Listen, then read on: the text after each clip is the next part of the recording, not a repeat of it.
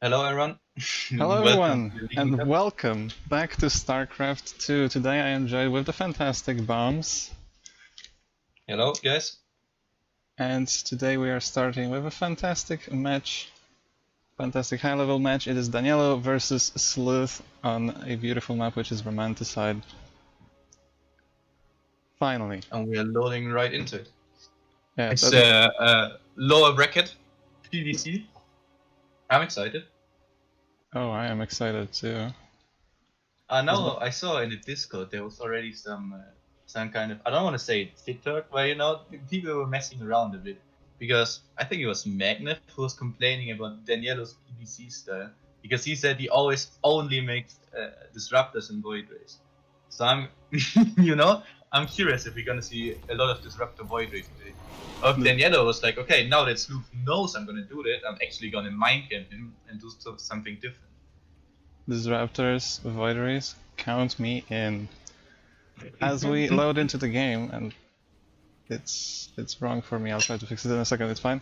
In the bottom right, of Romanticide LE, we have the beautiful pink Protoss player. It is, from the Drunken Outlaws, Daniello. And in the top left, in blue, Berserk, he's Slooth. Beautiful. What do you think of Romanticide as a map and as a piece of art? Because that's basically the two things that this is. I don't have strong opinions on the piece of art, I don't really care about what the maps look like as a player. But as a map, it is a great map. I love the map. It's very good to take, or very easy to take a third base because it's on the high ground with the natural. It's a great macro map, probably the best for PvC right now. Probably pretty decent for TOS because most of the circle ins are not that strong here. And I think this map, like if you want to see a PvC macro game, it's gonna be on Romanticide. That's for sure. And we have what is seemingly a macro game, but with a little bit of a twist. I guess Slooth taking that third away from the probe, making sure that it's not delayed too much. Yep, exactly. Daniello probably knows exactly what happened, let's be honest. Did he just scout it? Oh, he didn't. Now he's gonna scout. I think we're gonna see this in every single game, to be honest. It's normal PvC standard game. Usually the pro does almost always tries to block the head 3 of the circuit because it's just a strong move. There's no real reason why you should do it. Oh, Slooth going for the later gas and the earlier third base than what we usually see. So that's interesting. There's a dark opener, I believe. That's already a bit of something. And then he not really getting the block because usually with a pro block you can deny the Zerg from going for such openers. Then he didn't quite get it there. You immediately see a bit of a reaction, and the tech has been placed before the first unit was started. Daniello cancelled the adept, made sure that he capitalizes on that little move. So it's really nice to see. I wonder how many cute little moves like that we're gonna see. As it is Stargate indeed. Yeah, I'm no surprise here. There's no real, There are a few Twilight Council openers, Berserk, I guess, but they are, 80% of the time it's gonna be Stargate, and then 60% of those times it's gonna be Void. Yep, who would have thought? Yeah. I mean, you can still mind game the circuit a bit and only go for one Void Ray and then make an Oracle and then, play a normal Gateway style. So possible. But given that it's Daniello playing, I would assume it's gonna be heavy Void Ray style also. Yeah, the Void Rays got so popular so quickly that there's suddenly like 1,000 Void Ray openings and they are all different. Yeah, it's insane, isn't it? We can see a follow-up Oracle. So to make up for the lack of scouting with the adepts, Daniello is going to try and use that, I assume. Yeah, exactly. You wanna, like, the most important thing I think is you wanna scout early move outs, like queen pushes and something like that. Even though it's not popular on Romanticide. And then you also want to scout for Spires, because there's like a muta response to Void Rays, which is not uncommon to be honest. And if you don't scout this well, you're probably just gonna die. So that's why you make the Oracle. And there is a second Stargate being added on. There is no Twilight, there is no Robo, it's just 2 Stargates and 2 Gateways. That is very interesting. Yeah, just a normal Void Ray, to be honest. Ooh, flies very ballsy with the Oracle. Yeah, already taking a lot of damage. But actually finds 1 drone. I mean, Yeah, 1 drone. that's something.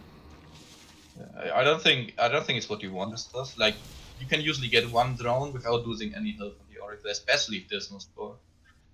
Yeah, It's a bit obviously. of a missed opportunity for Danny, but it's also very hard to micro your Oracle with a bit of ping. I mean, in this case, it was mostly starting, but usually you want to stutter step with the Oracle a bit, and when the Zerg pulls their workers away, you want to stutter step behind them and stuff. These kind of things are very hard to do if you play with ping. Yeah, we see a Roach Warren coming out from Slooth against double Stargate Void Ray, and a Robo on the way as well. I'm not sure if that's the right call here. Yeah, I think Danny wants to go on to pick disruptors with this, and I think Slooth just makes the Rose Warren case as like an earlier depth follow up because he hasn't scouted yet the double Stargate Void Ray, has he? He just has seen the Oracle in 1 Void Ray. So he doesn't really know what he's playing against. It's hard to figure it out until you see the Void Rays. You don't really need to either, at least not at this point. Well, I guess there are some adept buildings which you really need to scout. But in this case, it's completely fine for Slooth. And here it is, the Robo Bay has just been started, so it seems like it is going to be the famous Void Ray Disruptor. As the 4th Void Ray, 6th Void Ray already pops out. 7th on the way as well. I'm really curious to see this composition. I've never really seen it in action, to be honest. Yeah, it's very safe. It's a good transition or a good composition to get you easily into the late game. So if you want to play late game with Zerg, that is the composition you want to play. That Oracle's still alive. Not getting many kills, but surviving and getting the information Daniello needs, so that's great. Well, as long as he doesn't lose it now to these 2 queens that are getting surprisingly close. Ooh, careful. Oh my god. That was close. No, 1 HP. I can't believe it. Yeah, we really don't want to lose it, especially because stasis was really useful too. Yeah, I was so ready to be like, called it. Nope, didn't give me the satisfaction. But Hydras are coming up, so the Void Rays are gonna become less and less scary, I feel like. However, these Raptors can still deal a ton of damage, so a lot will depend on Daniello's control here, and how he can take engagements. The Zerg wants to obviously split against the Raptors, right? So if the Zerg just clumps up and pushes up a ramp, which is very easy on Romanticide, then it's gonna be very difficult for the Zerg to win any engagement. You really want to split your Hydras, and not only pre-split them, but also like split them in the engagement, dodge the Disruptor slots. And he is gonna push with Hydra Link Bane, I assume, even though he's getting range upgrades. So I guess he's gonna be very Hydra heavy, which makes sense against this many Void Rays. Yeah, and we see a small move out from Slooth, so he's gonna try to deal some damage to that newly acquired 4th, excuse me, for the Protoss player, and I think Daniello is gonna be too late to defend it. He's gonna have to cancel right now. Oh, it's not a cancel. Not the biggest of peers, to be honest. He has a lot of money anyway. And they are Disruptors. And Slooth sees it. He knows he can't push up this ramp against Raptors. Goes back, good decision. Gets the 4th cancel. I'm not too sure if you really want to take this 4th, because it's easier to hold for sure. But then, once you're in the late game, once Vipers are out, this 4th is gonna be tough to hold, because there's like a little high ground above it, above Daniello's 4th base. And Vipers can just join the carriers on the high ground, or Void Rays even, or Disruptors, and that's gonna make it a bit rough. Actually, Ultralisk then coming up for Slooth. I don't like this decision at all. Yeah, what do Ultras counter here in this army at the moment? he wants to kill the disruptors with it, but like Daniello has so many void rays. Like it's Yeah, not good that's... to make ultras against so many void rays. How many void rays? It's 13 void rays. Yeah, void rays are pretty sick against ultras. I don't think you want ultras to win this. Maybe he just wants them, wants the cavern, the ultra cavern, and then make ultras once he killed all the void rays, like after an engagement, basically. Maybe remix with a few ultras for harassment or something like that. Yeah, but then Daniello is already going into carriers and into that Ertos composition. Yeah, So... but ultras are surprisingly great against carriers, because usually something needs to be underneath the carriers, and that's disruptors and high templars, and if you kill those, the hydras can easily kill the carriers. And carriers take so long to kill ultras, it's insane. Yeah, now the void rays are in the corner of the map. I wouldn't be surprised to see a recall used, because it's gonna be really hard to get them out with the hydras sharking around. Good catch by Slooth. I mean, he saw it with the overseer, but good job by him. His creep is also looking good. Look is playing well. Yeah, he already has the 5th base. I would love to see more bases from him, because Daniello is playing a very passive game. So just having more bases and having that superior economy as the Zerg is quite easy to do in this kind of scenario. So I'd love to see another base, more drones, even maybe go up to 90, over 90, and just keep attacking. Oh my god, the banelings! Good baning run, but yeah, there's gonna be a lot of workers. Daniello attempts to split, but still 15 workers go down. I mean, there's not much you can do against these kind of bane run boys. Because Yeah, there was nothing in the wall. There was a stalker there. I don't think that would have gone so well at all, but there was nothing, and I guess this is the moment Daniello wants to deal some counter damage as this army moves out, kills the rocks here. That's a good move. There is not much creep on this side, and this base is in a lot of trouble now. Yep. Daniello with a decent push. The Zerg army doesn't look too scary. He's gonna give up this base. He's just gonna counter attack, which might be the correct counter Zerg here. Building 10 corrupt all, but okay. Definitely gonna get Danny's 4th base. And much as well. Now, will Danny recall is the real question here. Yeah, I'm surprised that he hasn't recalled already, honestly, but I guess he decided that, hey, I have the better army, I can base trade all day long, and as he kills another base, and forces Slooth back. Danny is really fortunate that Slooth is going back, because that is not the correct decision of Zerg Crusher. Slooth definitely wants to, you know, keep going. Oh, did the surface easy? Not great. But there's so many void rays and there's no recounter. There's a split against the parasitic bomb. No real splits. Oh, there's a split. But look at that supply.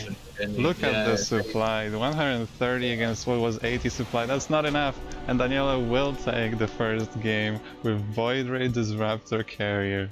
That's glorious. Yeah, going back there was not the right decision for Slooth. He definitely wants to keep base rating.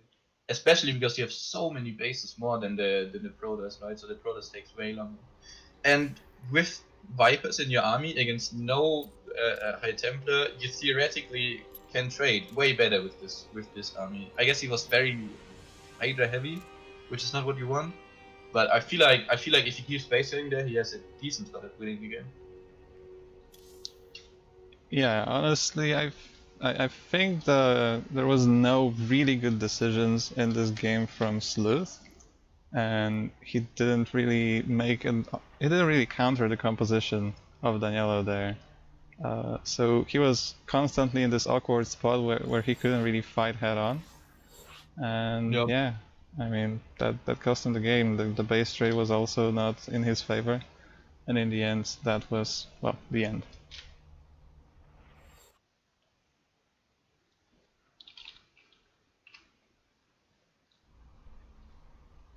So I'm gonna get the next players. Let me just... Ooh, reduced violence. Didn't know that's even a thing. Reduced violence? Yeah, interesting. Okay, let's go. There you go. Now I can actually alt tab and fix the command.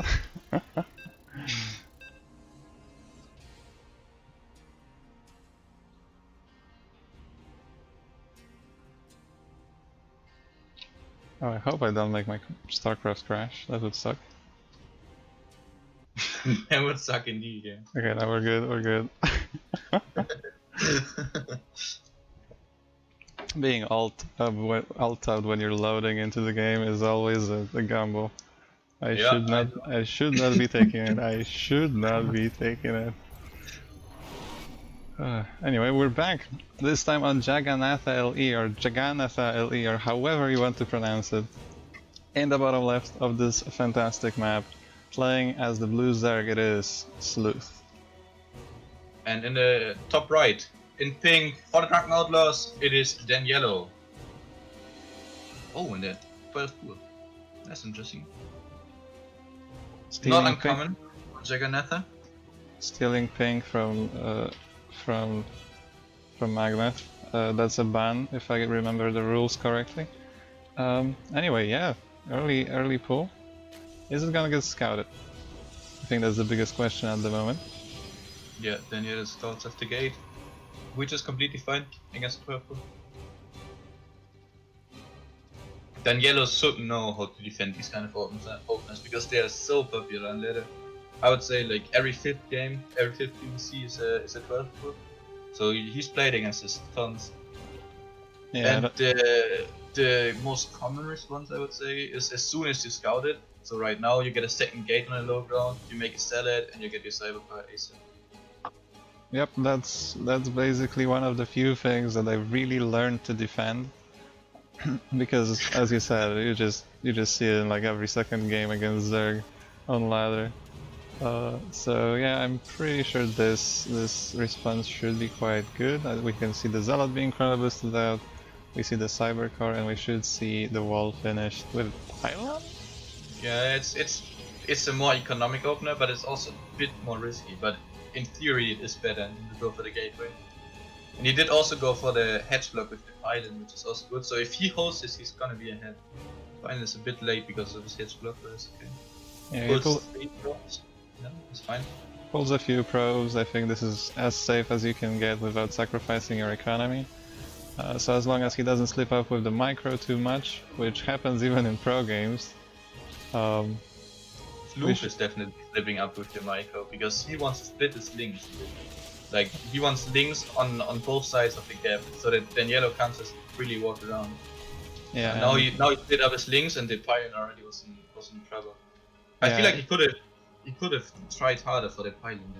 Yeah, exactly what I'm thinking. Like this Pylon took a lot of damage even in these few seconds, and if Slooth kept attacking, I think it would have gone down, and maybe it wouldn't win him the game because the probes were there, but it would at least force some additional buildings that Daniello does not necessarily want. But yeah, he definitely could have forced an engagement there, which is quite far away from the wall. I feel like if he might push his links, probably he can like maybe target down one probe or another, or get a pylon if Daniello doesn't want to engage. But as it is, I think we're in an even spot right now. Maybe slightly better for Danny, but I think it's roughly even. Yeah, I mean, they are on equal bases at the moment, which is obviously nice for Daniello, but the worker count is very similar and should soon go back up for Slooth. He takes the third base as well, so yeah, the game is basically back to normal, especially with a Void Ray coming up. Yeah, exactly. And this map is better for Queen walks and such, so Hydra-Link Banelins, because it's much easier to attack the third base, and then because of the speed zones of it, your Queens can also arrive a bit quicker on the other side of the map. The Scouting Adept is actually taking some risky steps, but the link speed was delayed enough that it's not big of an issue. Took some damage, I was actually afraid it might die. Barely walks out alive, it seems to be the trademark of Daniello lately, as he starts that Oracle. I think what you usually want to do as Protoss, after you played against the 12 pool, is you want to take both of your salads and you're dead, and you want to move out and push with them once the links retreat. Not what Daniello did. It's fine because he didn't kill any links, so you don't, it's I can understand why he didn't do it. but it's very often a very strong move. Usually you can kill a drone or two, these kinds of things. You're always gonna lose the zealots, but you're gonna trade them out, so it's fine. Yeah, the zealots at that point in the game are completely useless. Like, what are you gonna do? Fight lings? Or what? Like, sacrificing them early on for a drone or two is basically the best thing you can do. But as you said, without killing any zerglings, I don't hate that choice either. Ooh, the Oracle finds an empty natural though. That's a way better start for Daniello than last game. Lots of lings are moving out. Cancel the third base of Daniello. The Void Ray might actually kill a Queen. Oh, almost. Not quite. Okay, Daniello knows these lings are coming. It's a Bane burst. It's a late Bane burst, but it is a Bane burst. He's making 3 batteries, which is not what we want. He needs to retreat with his gateway unit, with his target units, recall them. And he needs to reinforce that pylon. It's so exposed, there is nothing behind it. Make a gateway, make something. Oh my god. Well, goes for the Zealot, but the batteries are not there. And now the lings are in. The lings are in, and this is never a good sign. This already looks a bit over. Yeah, it does look a bit over.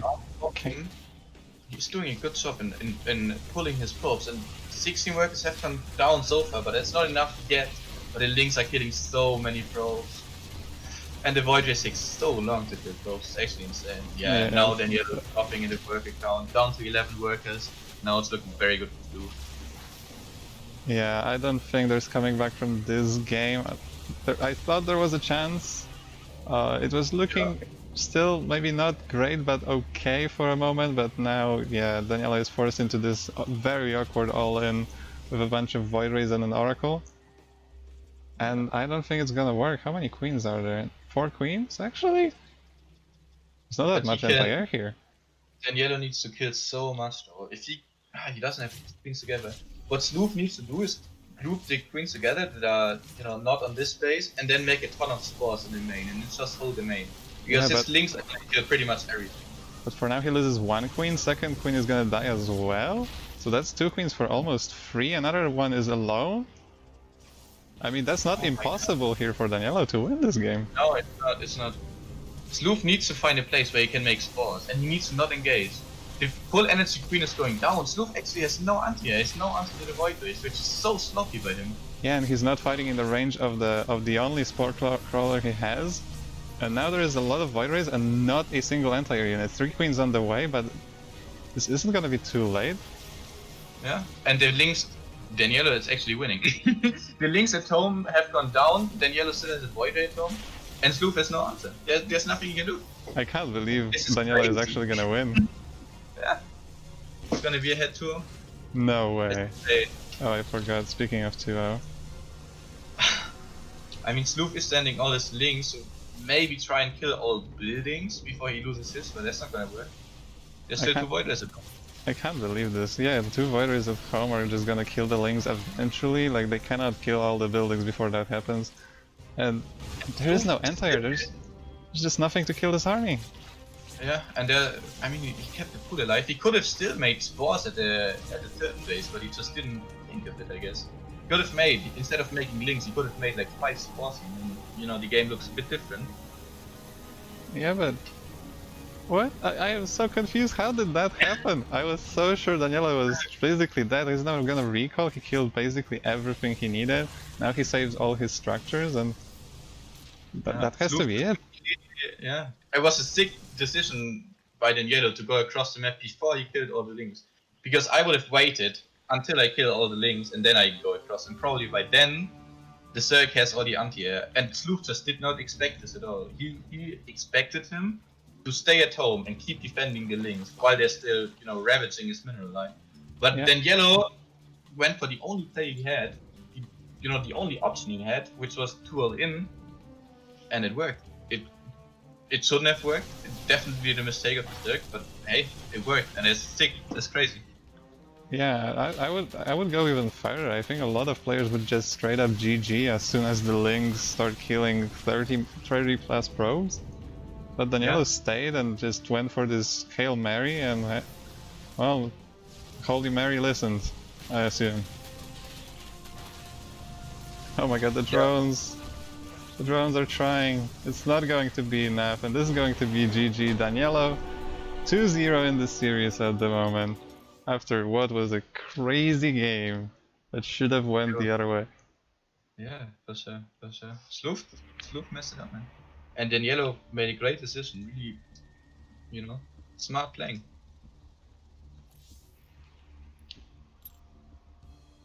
I'm curious about the workers active. Oh, this is great. Yeah. Oxide is next.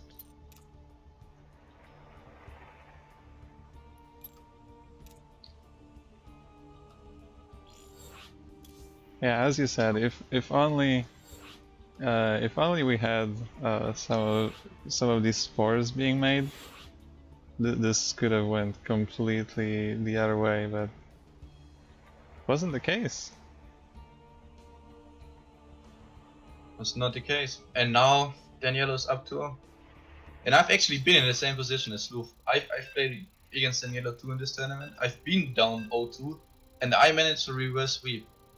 But it's very tough mentally to not give up when you're down 0-2.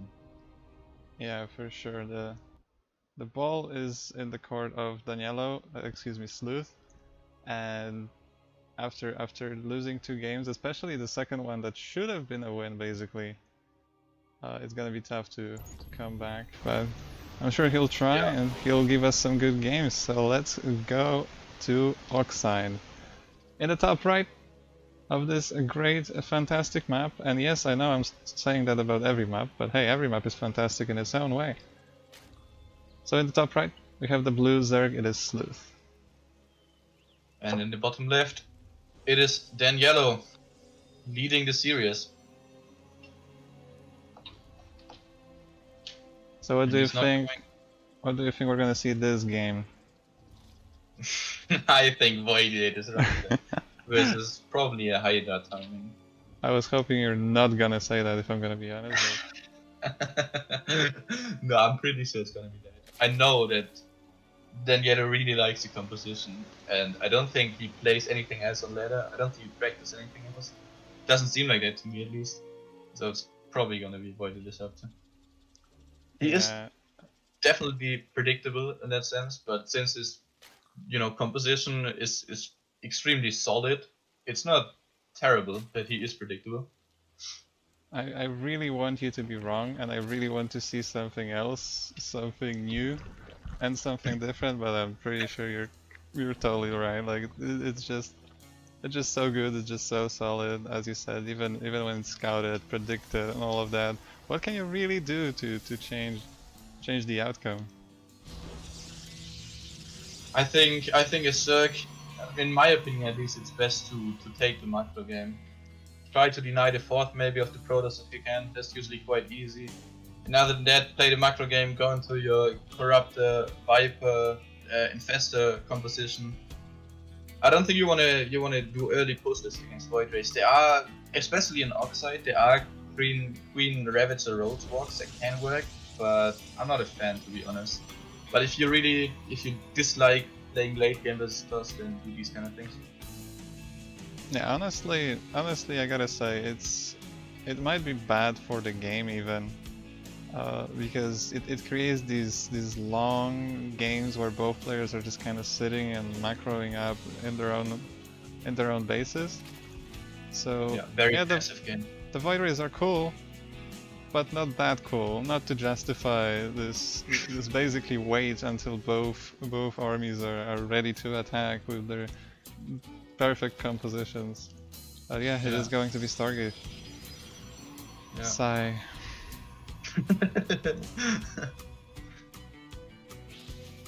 These games are usually very passive because there's no real incentive for either player to move out. Like the Zerg is just gonna trade terribly off creep, and the Protoss are gonna trade terribly on creep. So yeah, it's really just this passive situation you have. I can't believe this adept. It's chasing the drone for the longest time and it finally gets it. It's gonna pay for it though with its life. Not sure if there's already worked with one drone on adept. Not Also, terrible. That's Is not it great is it either. is it me or on this map, on the minimap, the bases seem like they are misplaced? Oh yeah. I was like, Whatever. hey, this I never natural noticed. is Yeah, wrong. the name. Yeah, you're right. Because there's like an asymmetrical like bright spot on the minimap, Yeah, and yeah. you would think that maybe the head belongs on the center of this spot. Yeah, I've never noticed that. That's crazy. I noticed it immediately because I was about to be like, he misplaced the hatchery, and then I got psyched so hard. Yeah, yeah. It's gonna be Void Rage Raptor again, otherwise you would take your third base a lot earlier as Protoss. Yeah, I guess if it ain't broke, don't fix it, right? Second Yeah, Stargate so. being added, Oracle coming out just now, so we're gonna see the exact same thing. So what I'm curious the most now is what Slooth is gonna change in his play to maybe do better this time against it. We already see spores ready, we already see a bunch of queens, but I don't see much of a difference from the other games. Yeah, yeah. I mean, in the first game, he overmade Hydras for sure, and then he probably didn't make enough bypass. But what really broke his neck in the first game is that he stopped moving out. Like he just killed the fourth base and then went back. And there was a decision he's probably not gonna make again. So maybe he can, show us a better game this time. Yeah, he goes for the Roach Warren again. I'm not sure why he decides to do that. Am I missing something? Is there like a roach timing window that you can just mass roaches or something and win the game? Because there's I mean, not nothing roaches you, can kill on the Protoss side on the map aside from like one adept. yeah, but you need him for safety because he doesn't know it's double Stargate yet, and it could be Void Ray opener into some kind of adept push, and that's what you need the road for. Yeah, true. I guess the Void Rays do deny a lot of scouting. Yeah. So he can't really. He has no idea that there is no Twilight Council at all Yeah, at the and moment. the road one is also like it's almost no investment. It's a very cheap building. Yeah, true. And yeah, it seems like both players are going for basically the same thing again. We see the Baneling Nest again, we see the Robo Bay again. So, same game, different map, different mindsets. Do you think Slooth can make it work this time? I think he needs to step it up from the last game for sure. I think it's absolutely possible. I think he's probably played against this lots of times. He probably knows in theory what to do. But I would favor Daniello here for sure. We see a macro hatch. I'm pretty sure like the pro players decided at some point that the macro hatch could be just placed. Oh my god, that oracle again. Could be placed in a new base. Do you think a macro hatch is a good idea? I mean, in this case, when you're playing a Hydra heavy composition, then probably not. If I like it when you're playing the Stern, when you want to play Ling Bane or even Ling Bane Muta, then I think the macro hatch makes sense. If you're gonna lose one of the outer bases, then it doesn't really make sense to take it if you're gonna lose it anyway. Yeah, But it seems like Slooth yeah, wants to invest in a lot of Zerglings and Banelings. So I guess that's what the macro hatch is for, but yeah, he does. that's a lot of Zerglings. Yeah, he's gonna try to bust this with Ling Bane, I guess. Not a fan if these kind of things work if the Protoss transitions into gateway tech. Usually there are lots of openers where you go 4 Void Ray or 6 Void Ray after double Stargate Void Ray, and you transition into gateway heavy tech. Then this kind of stuff is completely fine. But if you're just staying on Void Ray Disruptor, I don't like it because the Void Rays are gonna have +1 usually. I guess he didn't get +1, but usually he would have +1, and then they are quite good with Sling, surprisingly. But still, he has like, what is this, 8 Void Rays or 10 Void Rays? These guys are gonna kill Lings and Banes very quickly.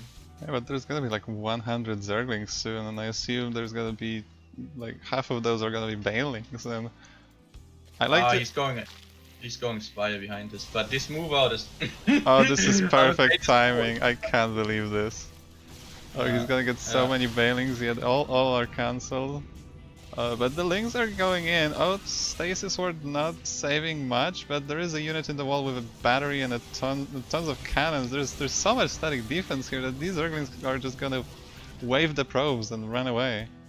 Yeah, and Daniello was super ready for this. This is not something that should work, and Daniello definitely knows how to not make it work. And he even scouted Spire. Which was basically Slooth's last hope. And now it's making Phoenix, which is not brilliant if you're Slooth. Yeah, but Slooth just keeps making Zerglings and Bailings. He wants to make it work, and he either will or he will die. The Bailings come into the third base and will kill a lot of probes. There is no game heart, so I have no idea how many. What was the hotkey for units lost? Oh, never mind. There we go. Yeah. 22 those probes. were very good connections, but now he's gonna lose all the links. I feel like he could have queen walked at least, or tried to queen walk, and then I mean he's gonna get the third base, but there's a fourth building. He does get the third base, and he does get a lot of probes, but Daniello is going for this. Daniello wants to move out now. If Daniello moves out and he notices it, Daniello, he's so good, man. He notices it. I think Slooth is in big trouble here because he does not have enough stuff that shoots up. Didn't make anything out of his Spire, didn't get any Hydras, now he's playing with his Phoenix Void Lane. And then he even noticed that he stopped making, or that he didn't get any looters, so he stopped making Phoenix, it's also good. And the Lynx can fight the Disruptors, but the Lynx can't help you against the Void Lanes. Phoenixes should be lifting Queens, that would be important. Transfuse are good so far. I mean, Daniello needs to win this engagement, otherwise he will lose the game. Yeah, and but there's 14 queens here, and that's barely not enough. I feel like if Slooth took just a little bit better of an engagement, actually, maybe it is enough with the transfuses. Yeah, I think it is enough because he's gonna remake queens. He can once again build tons of spores at one base and just hold this one base because he's doing so much counter damage. He's gonna have Daniello on 2 base, and one of those bases already mined out. 11 he does not need mutas. to engage here. 11 he keeps mutas. sending his queen. Oh yeah, the mutas are sick. The mutas are and 8 corruptors. That's gonna be enough. That has to be enough with the amount of damage he dealt on the other side. Honestly, I did not think the queens were gonna trade as well, but he was really on point with his transfusions, and the disruptors did not get any connections on the queens too. Wow, that was crazy. I've never seen something like that, but I guess it worked. It was very, typical in A, but hey, Slooth got it. Well played. Yeah, the mutas and the corruptors are just gonna kill all the void rays eventually. He needs to. Yeah, he was targeting interceptors though, which is big. He needs to target the void rays. I don't think it matters at this point. The queens are underneath the army, yeah. And as long as he keeps focusing, yeah, Daniello knows that is the end. GG. Wow.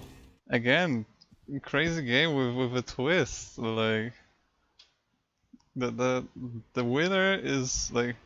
We think, okay, yeah, he's got this, and then suddenly he doesn't. This is great. I mean, I love that. It's an entertaining series. I mean, Daniello is my friend, so I'm a bit cheering for him here, but I'm also happy we're not just seeing a 3-0. Yeah, a 3-0 would be like the worst thing that could happen, no matter who you're cheering for. Like, it's good to win. While playing good StarCraft and showing good games, so yeah, it makes it much better, much more interesting. And Daniello isn't my friend, but he's a Protoss player, so I mean, All Protoss players are friends. We're connected by the color. Exactly. It's like we've been, the Zerg and the Terrans are always teaming up to nerf us, so we have to stick together. Yeah, exactly. We're like the bullied kid in school. Yeah. Yeah. And we like meet up in the library. And like, we can do this, guys. If we stick together. Alright, lighted this. Now this is a good map for Queen. If Slooth is planning on all-inning, he wants to do it on this map. Does he want to risk it all though? It's a question. And it's a question only Slooth can answer. Yeah, we'll It's- see. Sometimes when you're down in a series, it's nice to just get a 3 point on the board. Like if you're all in and it works, it kind of gives you a confidence boost that you would not expect. Yeah, that but is. he already got 1 point, and that is great for him because it's very, very easy to get 3-0 once you're down 2-0 because it's easy to give up in these kind of scenarios. Yeah, it definitely works very well psychologically. That you are not, you won a game, you're feeling confident, you're feeling better, so you're making the better moves. So yeah, I'm really happy. Like I think that's the best thing that could happen. That Slooth won the game, makes this whole series better for everyone. Yeah. So yeah. let's introduce our fantastic Zerg that gives us the great series here. In the bottom right of Lightshade LE, playing in the blue with the drones, it is a Slooth. And in top left, still for the Drunken Outlaws, it is Daniello. And I know when I played Daniello, I was down 0-2 first, and I won then the next game, which was on Juggernaut. And Daniello messaged me after, and he was like, as soon as I lost that game, I knew I had lost the series. And I was like, okay, that's not a great mindset to have, but in that case I was thankful for it. I hope the same doesn't happen to him again here. He needs to stay calm, focused, collected, and just clutch it out. Yeah, I just hope he does something different though. Like he Yeah. he can throw the game, alright? Like I don't wanna I'm not saying he will, alright, but he can do something weird, something crazy, something different, and even if he loses, he can still win the series. So I would love to see something different. Even if not for for us as viewers, maybe just for that change of pace that may throw Slooth off a little bit. Because if you keep playing the same thing over and over, eventually your opponent just counters you. It just hard counters you, and you can't really do much about that. So yeah, I really hope we see something different. I love your optimism, Theo, but I don't think he's gonna change it up. Come And he doesn't on. need to be honest. I think Void the Disruptor, even if Slooth knows it's coming, is still a super solid composition, and there's no real blind counter or anything to it. Obviously, the Zerg can get a bit greedier than if he doesn't know it. Could, for example, delay the road storm for a bit and stuff like that, but it still is an incredibly good composition, and it doesn't need to be not predictable. It's just solid all around. Why do you have to say these things? There's a Stargate coming out. Of course there is. I'm 100% convinced if you said something like, yeah, we could see something different, it would be a freaking Robo or something like that. Or like a 4-gate Blink. I don't know, like... The problem is I know Daniello too, and I know that he, I know that he likes the competition. Should have whispered him in between games, like, come on, do something. Like, you know the meme with the guy like poking stuff with a stick and like, do something. That's me right now. Like, Daniello, do something. No, that's a Void Ray. No. If I told him do something else and then he loses with that, I would feel terrible for the rest of my life. Oh yeah, that's true. I should have said that because we don't know really. We don't know each other really. Yeah. Anyway, this time we see a faster Twilight Council, so maybe it will be something different. He is mixing it up. Yeah, absolutely. He's gonna fake to do the Void Ray stuff again, but he is gonna go at depth with this, I'm pretty sure. Yeah, the Void Ray. He is even faking the double gas, which. Yeah. Oh no, it's one gas. I don't think you want natural gas within at that time, so I don't know what the safety is. Yeah, I'm very curious to see what it's gonna end up being, but yeah, this Void Ray is great at denying scouting, unless these Zerglings that are coming from Slooth are gonna get in, but now the Adepts are here. So yeah, Slooth is gonna be in the dark and he's gonna be surprised. Glaives indeed. Yeah. And I guess the one gas in the nest is just a fake then. So, okay, this is good, I like it. I like it, especially on Lightshade you want to do these kind of things, because Lightshade is such a short map. Yeah, I asked for something different and I got it. Thank you very much, I appreciate it, Daniello. I appreciate it, thank you. Oh, he needs to deny the links from getting in. If the link scout, that's so big. Yeah, he blocks. Last yeah, wow. he knows. He cannot. This cannot be scouted. Yep. Roach Warren again. So there is hope. There is hope. I wouldn't say like with pure Ling you can defend it blindly. With a Roach Warren, maybe. I mean, I still don't like this position for Slooth because again he has no idea what's going on. But he has a chance now. Yep. And he is still mining. I mean, I guess he's not going all in there. This is basically an adept presence, so this is gonna be. He's gonna show up with like 10 adepts or something like that. And he's gonna try to kill as many drones as possible. Because he is still mining of his one gas, he's taking another gas. Slooth now sees it with his Ling in the middle of the map. Yeah, I was gonna say I love his link positioning. They were all over Daniello's bases, so he knows what's coming as soon as it starts coming. And then he is going Cessa, by the way, triple Stargate behind him. This is oh my god. I don't think he won Calais, by the way, if you these with only 7 adepts. I think usually you get these without Calais, but the adepts are now focusing drones, are shooting at a gas, which is not what you want, Danny. And links are popping out. How much damage can you get that? 2 more random adepts go up. They should shade probably somewhere where the main adepts don't shade. Then he is going for more drones, but drones are popping, and this is not enough damage yet.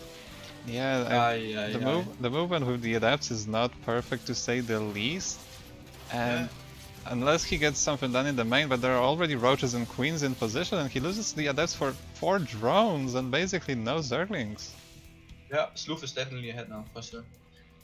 But does he expect a triple Void Ray follow-up? That's a real question now. Because no one in their right mind goes Glade Death into triple Void Ray. That's insane. I assume you just called Daniello insane, and I agree on that call. That is crazy, and he's going charge behind it, so he's like, yeah, if this doesn't work, I'm just gonna charge that all in. I guess he wants to play charge that Void Ray. Charge us to clear Hydras, Void Rays to clear everything else. Yeah, I mean, Slooth, unless he goes for a counter and figures out what's going on, he's gonna be very surprised for sure. Yeah, but Slooth wants to go across the map with Ling Road's Ravager, which is not good against triple Stargate Void Ray, let me tell you that much. And if Slooth loses all of his army and trades it out for nothing, he's gonna be in big trouble, because he's once again not gonna have enough anti-air. Yeah, there is 7 Void Rays on the map, but where are they? They are completely out of position at the moment. Yeah, that's so big. And wow, so many probes so are gonna die. Oh my goodness. 17 probes, 18 probes, and still counting. The Void Rays are finally arriving, but this base is dead, isn't it? Well, unless Slooth does not focus it. This base is definitely dead. The Lings are also trying to get internet, so he did not get internet soon. And he's just going back, but this was good for Slooth. This was good for Slooth, and Daniello is going for the counter attack once again, I believe. He is probably going to try to fight the queens, but last time they didn't go so well for him. There's a lot of queens though. As soon as the Voiders arrive on Slooth's side of the map, he should send his ground army across, and those are a lot of queens, and they have so much transfuse. I don't think you can fight this, Danny. Yeah, they're all together, they have tons of energy, but Daniello is gonna go into the main base. That's the right call. There are only 2 queens there and a spore, so he can maybe find some damage, but there is already a counter ready for Slooth on the other side of the map.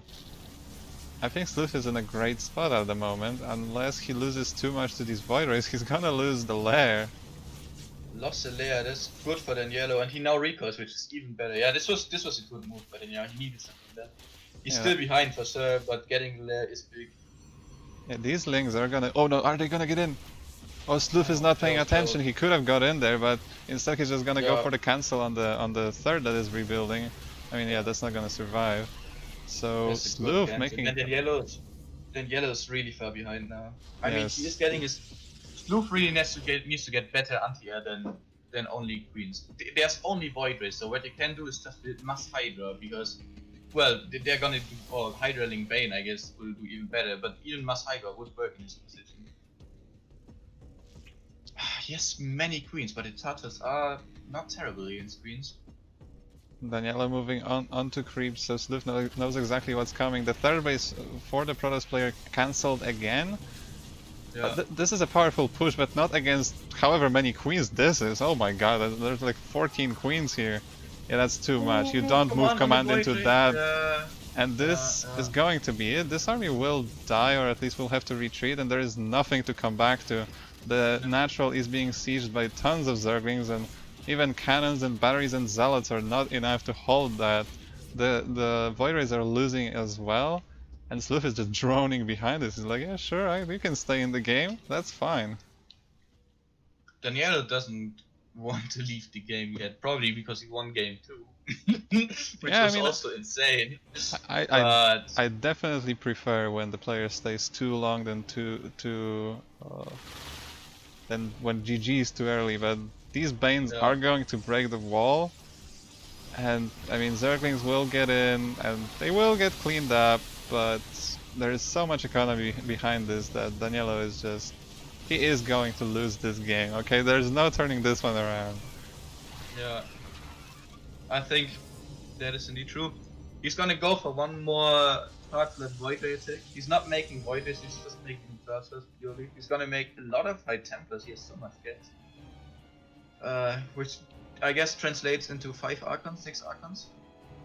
I mean, he's gonna go for one more desperate push, but it is gonna be a really desperate one. Yeah, especially without a prism. Every second that passes is largely in favor of Slooth, who has twice the workers, and even more army, obviously tons of bases. He has like 3 times the bases almost. That's crazy. And he has so much energy on these screens. Yeah, and there's a lot of them. Yeah, I don't think these Voiders are doing much anymore. Honestly, Slooth can now split his queens and still be completely fine. The Archons are nice against the mass Zergling that Slooth is going for currently, but as soon as they move out of the shield battery range, they're gonna get surrounded and killed basically instantly. Then you can make 3 more Archons. Oh my god, the amount of Banelings! I don't think you want this many Banelings. I mean, 67 Banelings will kill, you know, basically everything on the ground at the moment. I mean, he's base raiding, which I guess works too. I don't think there is any. Ladies and gentlemen, prepare. Oh my god. He loses all these Banelings. Banelings are not good for base race, let me tell you that much. That's the only way to lose this loop. The only possible way. I don't think he is gonna lose.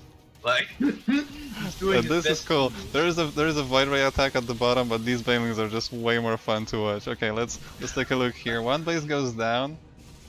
I mean, if Slooth is really like not careful, then he might lose, but just the amount of queens, the queens alone can basically hold this. Yeah.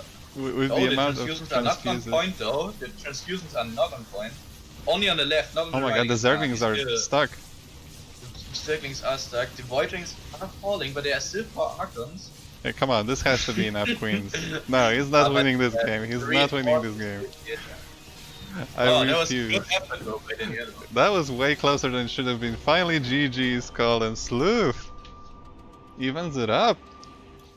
I feel so sorry for Danny. I feel so sorry for him because he's been reverse sweep. If he gets reverse sweep again, mate, I would feel so bad for him. If he get reverse sweep twice in the same tournament, oh, that's rough.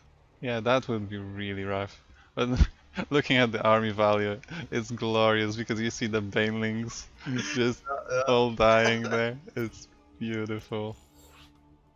But I don't even have time to take a look at the graphs as we are jumping into the next game instantly. The final game. It's 2-2. It's unclear who is better, if I'm gonna be honest. I feel like both players are playing really well and have the right ideas. And yeah, I mean, it shows. It's 2-2. In my mind, Daniello here, crazily enough, is like the guy who tries to play a standard composition. And Slooth is a crazy guy who just tries to make crazy compositions, crazy link Bane spreads, maybe a bit of an A-memery work. And it's a bit of a clash of styles, really. I like it though, I like it. Yeah, especially when we saw Daniello deciding to mix it up with the mind game. That really worked well. Just the control of the adepts was lacking, and that was really unfortunate. But still, the game was very close, way closer than I thought it would be. I'm also not entirely sold on the build of Daniello because I don't think you want to get glazed with these kind of 7 adept move bubbles. Do you think it Either was... you want to make more adepts then when you get glaives, or you get no glaives and hit way earlier. Do you think it was improvised somewhat? Like there was some improvisation in the build? It's possible. I think if I would have to guess, I would say so. Yeah, anyway, let's introduce our players real quick. Also, let's set up the scores because I completely forget every single time. Anyway, in the top right of 2000 atmospheres LE playing with the blue Zerg drones, it is Slooth. And in the top left, in pink for the Drunken Outlaws, hopefully not gonna get reversed the second time in this tournament, it is Daniello. But he's about, he's damn close to it. Yeah, top left, that's right. Top left, yeah, sorry. Yeah. I mean, my camera was in the top left, so you know, just making sure we introduce our fantastic nothing player. Yeah, bottom left. Close enough. Close enough, yeah. You know, the left part was right. Yeah, left part of the map. You know, somewhere on the left, we have the Protoss player. We're good. That's all you need to know, really. Okay, so no crazy shenanigans. Both players going for that fantastic macro play. Let me guess, it's gonna be a Stargate opener. I think so, yeah. I bet however many dollars you want, you know. By the way, I just want to say, I see Lurpix in the chat saying, buff Void Rays, please. Lurpix, mate, it would break the game, but it would be great. Yeah, I would love to see that as well. Like just Void. I mean, you see Void Rays in like every PvZ already. Imagine when they're buffed. Like they have, I don't know. You know the campaign Void Rays, like the ones that have the split beams. Yeah. That should be in the game. And then give them bonus damage with knight. Yes. Yes. and you know, they should also deal like more damage the longer they are firing. You know, just take all of the good stuff that Void Rays had for the 10 years of StarCraft and put them all in this one Void Ray on the ladder. Yeah. Everyone would play Protoss. Or some Protoss would win a tournament. You know. Okay, that's a sensitive topic. We should you know keep it civil, all right? Keep it civil. Of course, it's a Stargate. Let's see what's gonna be the first unit. Oh my God, it's a Void Ray! I can't believe this, changing the meta completely, ladies and gentlemen. We have completely new opener. Amazing.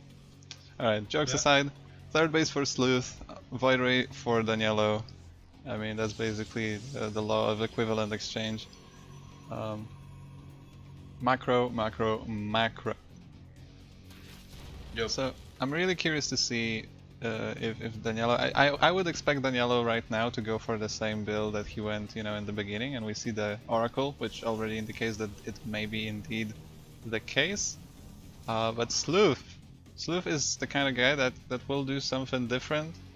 So I'm very curious to see what he is going to go for. Is he gonna do this crazy Lingbane Queen style again? Yeah, I mean it worked eventually. I mean he had to tweak it a little bit, but it did work really well in the end. I do think when you're the Protoss and you're expecting it, there's no way it's gonna work, because with Stasis Trap and like good infrastructure, good static defense, and having the Voiders in position, these kind of things are very easy to play against. Much easier than Hydra Lingbane. Yeah, for sure. Even getting like 2 Archons against Massling is like, yeah, okay, if I'm behind a wall with a shield battery, you do not break it with 2000 Lings ever. So like Protoss has the means to defend against Massling. You just have to actually do it. I'm also not entirely sure if you know it's gonna be these kind of Bane things. If you really want to get Disruptors, then maybe a Colossus would be the better choice. Oh my God, he got the base. base. Against cancel. Yeah, it's good cancel. It's big for sure. Oh, and it is melee upgrades again, so I'm expecting the same stuff again. Yep, it seems like it. Baneling Nest starting too, so maybe we will see 62 Banelings at once again. But for now we see a small move out from Daniello with the 2 Zealots, 2 Adepts. Basically all his army at the moment. Yeah, why not? That's interesting. I Can want to easily retreat with all of this. When I I wanna force see. to make 2 units. Ooh, that's a cheeky. Oh, that's nice. That's a nice. cheeky Yeah, that's cute. stasis. Yeah. And it catches a few Zerglings. I mean, it's not the best, but because I think he wanted the queens, but I mean, it is something. Now the Adepts. Where are the Adepts? What was the Adepts? Oh, they are going back. Never mind. I thought he's gonna multi-prong. Then the stasis. On the void race, though. Yeah, the stasis didn't really do much, but I mean that was a good try. I like to see that from Daniello, being a little more aggressive, putting on there was pressure. also shout out to Slooth though for reacting to it, because if you just walk your queens up there and figure with the queens are stuck. The first queens are gonna be trapped, the other ones are gonna be stuck on the ramp, and then the void race will probably the queen in the main base, and then lots of drops, or even the base. So yeah, good reaction by Slooth there. Yeah, definitely well played. Not making mistakes, which is like 99% what you need to do in StarCraft to win. Yeah. And he's taking a 4 base. He's droning comfortably. He's adding on queens. Making sure like that worked last time very well. So he keeps doing that. I think queens are still underrated. Like they're already considered to be really good, but I still feel like they are better than what people are saying. Maybe not on the top level because they have it figured out so well, but on like not top level, like even GM, I feel like a lot of queens is always a good idea. They are good against basically everything. Daniello is mixing it up this time, much earlier fleet peeking than the last games and much later away. Yeah, I know this, and I'm not really sure how much is gonna change in the end because he is going for that Robo Bay anyway, and for now he keeps making Void Rays. So I think he's gonna make these 2, and then either the fleet peeking is only for Void Ray speed, or he's gonna go into earlier carries. The problem is the Spire is gonna be for Mutas, and if he does not have Phoenix ready, Daniello will. Oh, he loses the Oracle, which is his scout on the Spire. You need the Oracle to scout the Spire. Yeah, that is very painful. If Slooth decides to get really heavy on the Mutas, he will win this game 100%. If he only makes like 8 or 9, the Void Rays can defend against the Mutas. Even then, it's still going to be very difficult because you kind of need to split your Void Rays to also deal with the Ling Bane. But then there's still hope for Daniello. But right now, the game is looking very good for Slooth if he gets a lot of Mutas out. Yeah, and he's gonna cancel this 4 base as well, so it's only getting better from now, but it's not the end of the game yet. We already saw that what we thought is gonna be fantastic did not turn out so well. So while he canceled the 4th base, by the way, he went for a Bane run by in the 3rd. It's got 5 probes. Well played for him. Daniello doesn't need this early of the 4th base because he's going very tech heavy, and there are no Mutas making it. Man, Daniello is very lucky here because he is not ready for Mutas, and right now Slooth could be getting 14 Mutas at once. Yeah, imagine 40 Mutas. But as soon as enough carriers are out, the Mutas will be great as a harassment tool. But can Slooth survive? Like, okay, he's getting Corruptors instead, so no Mutas. That's not the correct call in this case. I mean, he doesn't know that Danny doesn't know, but yeah, there are so many Void Danny Rays. does find this base. That's big. That's a good kill on this base. Kills a lot of Overlords too, gets a few drones. Well, that was a good move on by Danny. He needs to not lose these Void Rays to the Corruptors though. Yeah, the Zergling round by encounters like the freaking Maginot line, and basically dies instantly to everything. Oh no, that Disruptor shot almost killed an Adept. Oh, that was close. Good reaction by Danny to not kill his own units. Yeah, and this Ling run by doesn't get anything done. And suddenly the last few minutes are looking very good for Daniello. Now the problem still remains that Daniello is only on 3 base, and you definitely do want to get a 4th base up. So his income is very limited. If Slooth trades, he doesn't even need to trade well. If he trades even close to the Protoss, then he will win this game for sure. But he's not getting air upgrades. He is only making Raptors, no Vipers. I honestly, even though Daniello is on so limited economy. I honestly don't like this game for Slooth. Yeah, I feel like Daniello, when he killed the, was it 4th or the 5th base of the Zerg? I feel Yeah. like he was comfortable to stay on 3 base for a little while longer. You know, just Yeah. defense, you know, he dealt damage. He can do whatever he wants for a while, basically. But yeah, his 4 base is late. Like, at the beginning it was early, but now I feel like it is too late, exactly as you said. And oh my god, constant pressure from Slooth, just sending tons and tons of Zerglings, hoping they will achieve something. I mean, they cancelled the 4th, but that 3rd is just so well defended. Yeah. If you really want to harass this, you either do it with Ultralist or with Banelings, because Links are an achievement. Yeah, they are the Banelings. Kills 2 cannons and a battery, which is completely fine.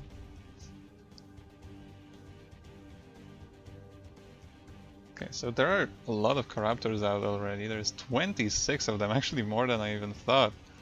But oh my god, the Banelings. how the air upgrades for Daniello? The Banelings No are air just upgrades, chilling. that's big. Yeah, oh yeah. That was Didn't really close. control them. Okay, so carriers profit and void race too insanely from weapon upgrades. So if you do not get these upgrades, that's a very big deal. So that's the one thing that's keeping Slooth alive right now. His problem is he's not making scores, he's not making fesses, and he's not making vipers.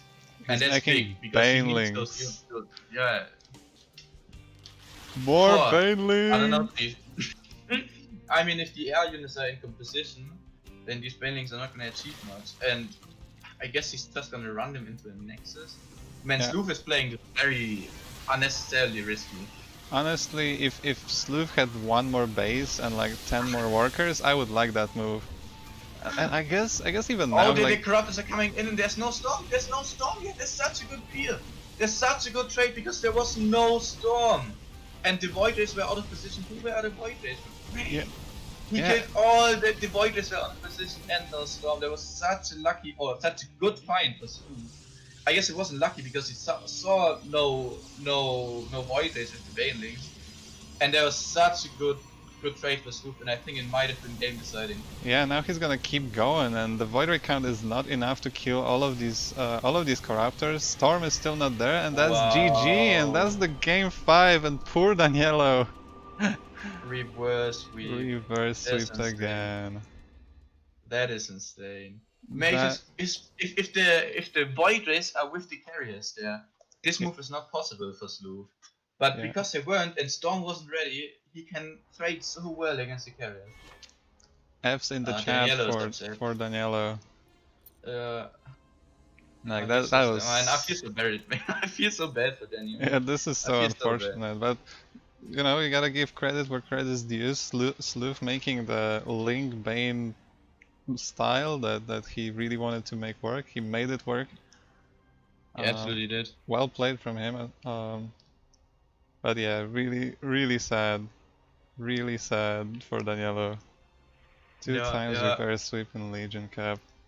Massive shoutouts to Slooth though, of course. And beating Daniello is not easy. Daniello is incredibly good, in my opinion.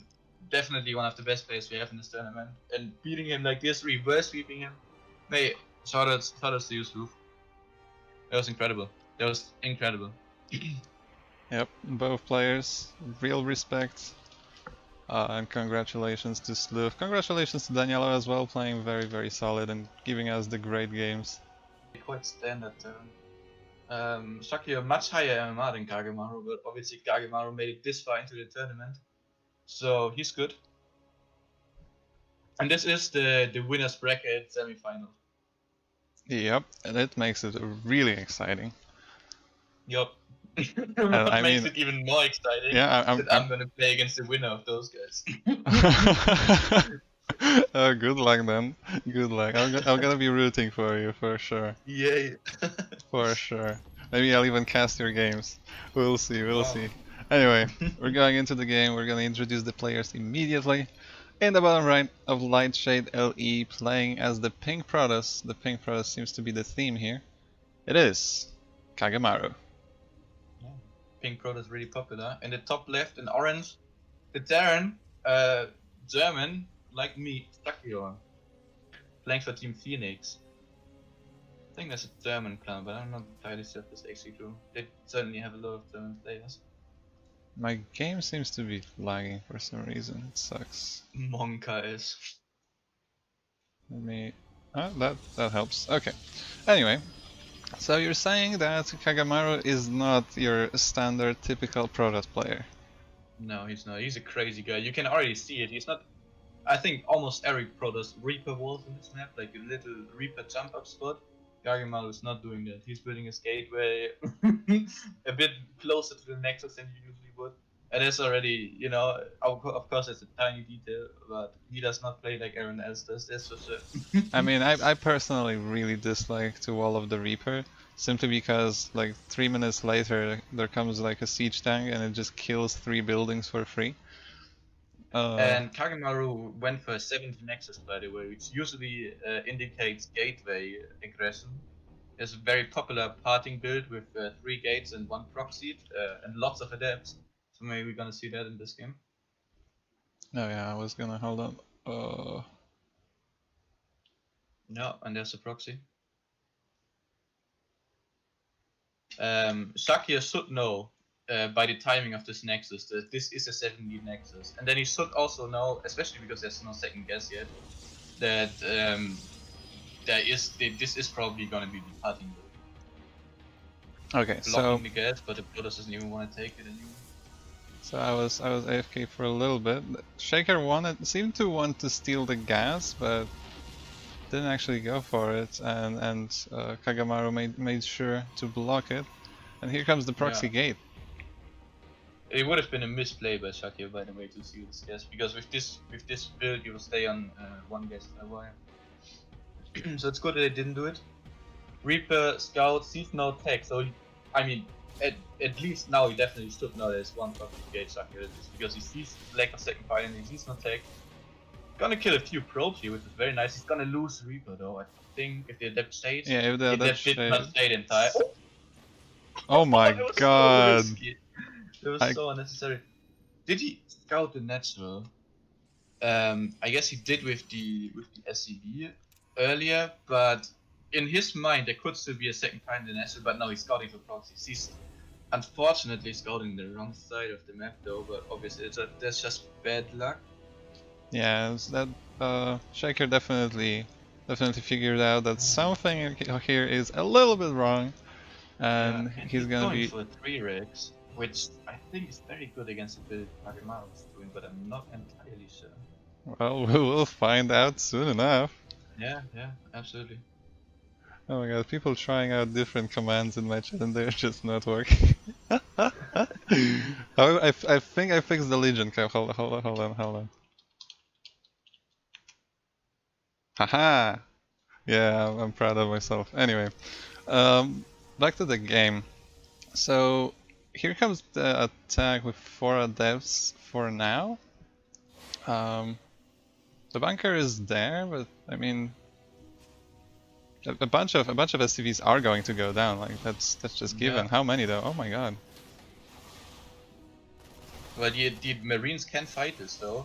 He has so many Marines because he went for the 3x. Definitely KageMaru should know now there's a 3x. Trades 1 adept for 4 SCVs, definitely good for KageMaru. Yeah, for sure, and 2 SCVs are also now low HP, so they are gonna be easier to snipe with the follow-up. Yeah, so far I really like this position for KageMaru, but there is a 3 racks behind this. And absolutely. If KageMaru is not ready, this could be disastrous. Oh, he's getting this. That's interesting. He needs a battery, at least 1 battery, better 2 batteries. Is what KageMaru needs.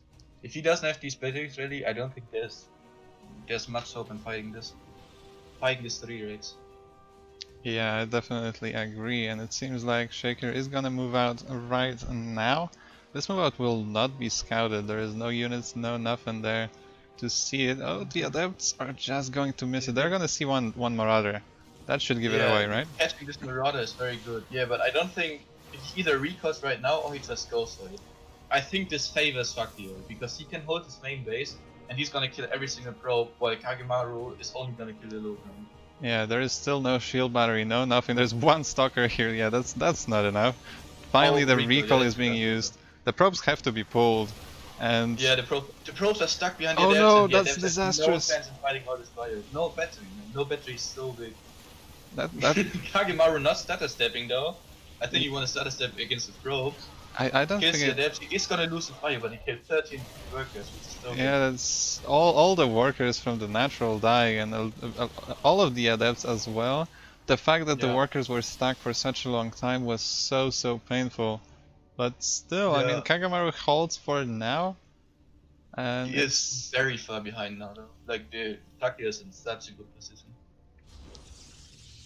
yeah. The only thing KageMaru really has going for him is technology, but what's tech when you don't have the money to afford it, right? So Yeah, exactly.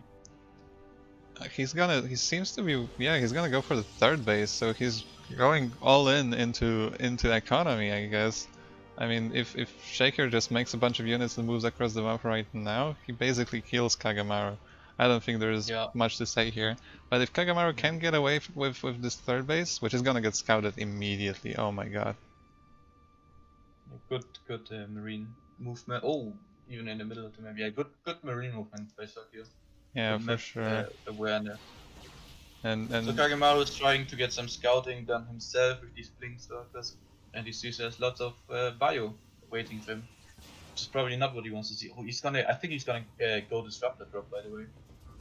ooh, oh yeah, yeah, it seems like it. And then Yeah, that's a good way to come back, especially against the 3-race. That's smart by him.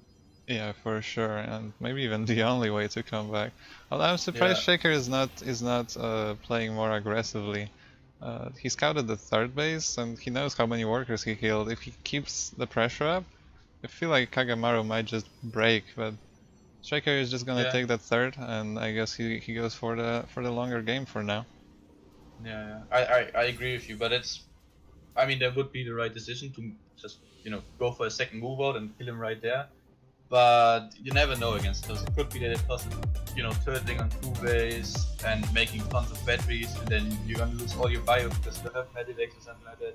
So it's like it would be also a way to throw the game in theory. Yeah, And if he just plays macro and plays it safe, then I don't think I don't think he's gonna lose. what I'm trying to say is that, oh my god, the Big disruptor! disruptor hit. Ooh, that was Oh, really kills 4 good. Marauder. Yeah, that was good. That was good. And saw the bio move out with the observer, knew exactly where to fire the disruptor, and yeah, went for the play. Shakyor not ready for it. Yeah, But what I now, what does he have against this drop? what I was trying to say is that keeping the pressure up, not necessarily attacking, just trying to poke, seeing if there's an opening. If there's not, you back off. But keeping the pressure up after dealing a lot of damage, I feel like is the play every time. Anyway, Yeah, this it's a bit difficult with 3-rigs because you don't have medivacs, right? So every stem is so costly. So I can understand why you would wait for medivacs. Anyway, the drop is finding a lot of damage going into mineral line, probes being pulled. It's gonna go for the Nexus. That's a bit ballsy, but I mean, Protoss is very far out of position. If he gets his Nexus, that would be big. Don't want to trade all of this bio for the Nexus though. Disruptor shot misses and he gets out of this. Oh, he doesn't. Oh! What? Oh no! He moved him under the Stalker because the third was also under attack. And that was it. Wow. Yeah. And see, you can also finish the game quite easily with medics. Yep, that also works. That also works for sure. All right, thank you for the follows, guys. By the way, I appreciate it. Thank you. I'm not gonna focus on that. I'm sorry. So I'm gonna focus on the games because that was a little sudden for me. I feel like it's becoming a bit of a theme, honestly. Like the game's just kind of ending, you know? Yeah. At one moment it's like, okay, maybe he can come back, maybe he can do this, can do that, and then suddenly it's like he loses the Nexus in the main, he loses the harassing units on the other side of the map, the game ends. Like 30 seconds. And it's very, gone. very hard as Protoss, especially if you go for early disruptors, to defend against multi-prong like this when you're behind. As usually the right players tend to go for multiple attacks at once, because one big bio ball and the Protoss can maybe make some magic work with disruptors, not if you go for multiple attacks. Yeah, KageMaru had a lot of stalkers though. I feel like if he was in position and ready for it, I feel like Yeah. he could have defended that, but well, he Yeah, wasn't, but and he paid for it. yeah, exactly. Yeah, if he has these stalkers in position in the main, and then blinks underneath the medivacs, gets both medivacs, and then somehow saves his third base, true, he's back in the game all of a sudden.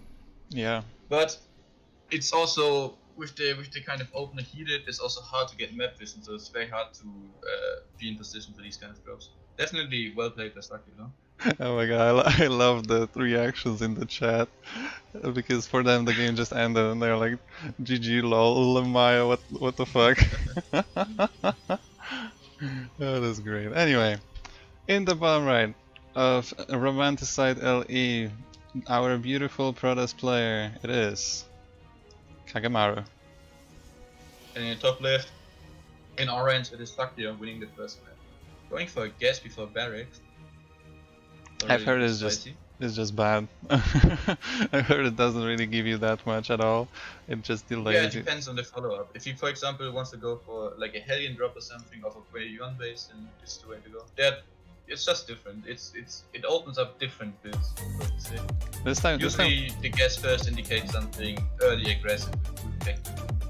This time we have the Reaper wall, so that's a difference. Again, I'm very curious to see if these buildings die to a single siege tank, because that's what seems to always happen to me. Oh my god, that's an NG Bay block. It is gonna get scouted though, so that's nice for KageMaru. I think. Oh yeah, good reaction by KageMaru. Pro pull, what you want. Pulls 5 probes and no stealth. I feel like if you make no stealth, you want to pull 8 probes. Maybe I'm wrong here. Yeah, just not get the SCV immediately. Yeah, that was painful. The NG is almost finished. Yeah, and the SCV survives, then it's gonna go scout as well. Wow, that went very well for Shakyor, all things considered. My god, a barrage of follows. Thank you, I appreciate it. So yeah. Still no second guess, by the way. I think if your National gets blocked for this long, you want to take a second guess a bit earlier because you're gonna be on one base a bit longer than you. Yeah, the thing about NGB block is that it not only blocks your natural, but also blocks your mind a little bit. It's like you can no longer just play your own game and do the build, do everything as you always do.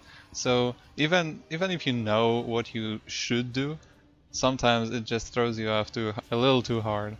And you make these little mistakes. I feel like that's a big part of why NGB blocks are so strong. Oh, we're gonna see Hellions. Yeah, probably Hellion top. Maybe a run by, and then if that doesn't work and he keeps his Hellions alive, a drop later on. Seems likely to me. Yeah, so far KageMaru has been investing in a wall in the natural, and that's exactly what he does this game as well. So that definitely, wall, in my opinion. That definitely will help him in case of a run by. But Hellion drop is just so strong. Honestly, I'm always so sad to see when there's a Hellion drop in TVP, because it can do so much damage so quickly if you're just a little bit out of position. Yeah, for sure. Bit of supply block there for us, I think. Happens to the best, I guess. Yeah, Hellion drop super strong for us. Incredibly strong. You need to be ready for it. You need to have units in position. At best, maybe a battery per mineral line. It also depends a bit on the Protoss opener, because this target opens kind of sucks. Yeah, but not many people open Stargate in this matchup. Especially since Widow Mines became so popular.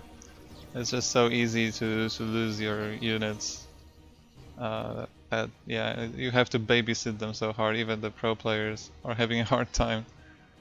Yeah. But yeah, it does seem like it's gonna be a Hellion. It's actually gonna be a combined drop. It seems like 2 mines in that medevac and 3 Hellions waiting as well. So he'll go for the drop with the mines in the main base, and he's probably gonna try to drive by in the natural, or he's gonna just load everything in the main base, or try to load everything in the main base. Yeah, that is gonna be very, very difficult to defend, especially that there's just 4 stalkers right now on the map. That is not a lot of stalkers, even if you're perfectly in position. Oh, he left the mines. Interesting. Oh, and he's out of position with 2 stalkers. Yeah, he's gonna recall 1. He recalled 1, no. He probably tried to recall both, but the radius was big enough. Kills one Hellion really early though, that's big. Good positioning on the rest of the Stalkers. Now, not great focus fire by Shakyor. And only 2 probes go down to the Hellions. But in the natural there is a mine drop. Oh, he spots it, he pulls the probes. Well played from KageMaru. Not taking much damage from this very, very tough attack actually. This was an absolutely perfect defense, and yet both players are even workers, which favors the Terran, because KageMaru stopped making workers between this. Yeah, he's gonna take a third base though, and there is no third base to be seen so far from the Terran. The Stalkers are also moving across the map, so there is potential for damage here. So let's see if KageMaru can do something with that. How many gates does he have? 4 gateways. Yeah. That's a beautiful number of gateways, if you ask me.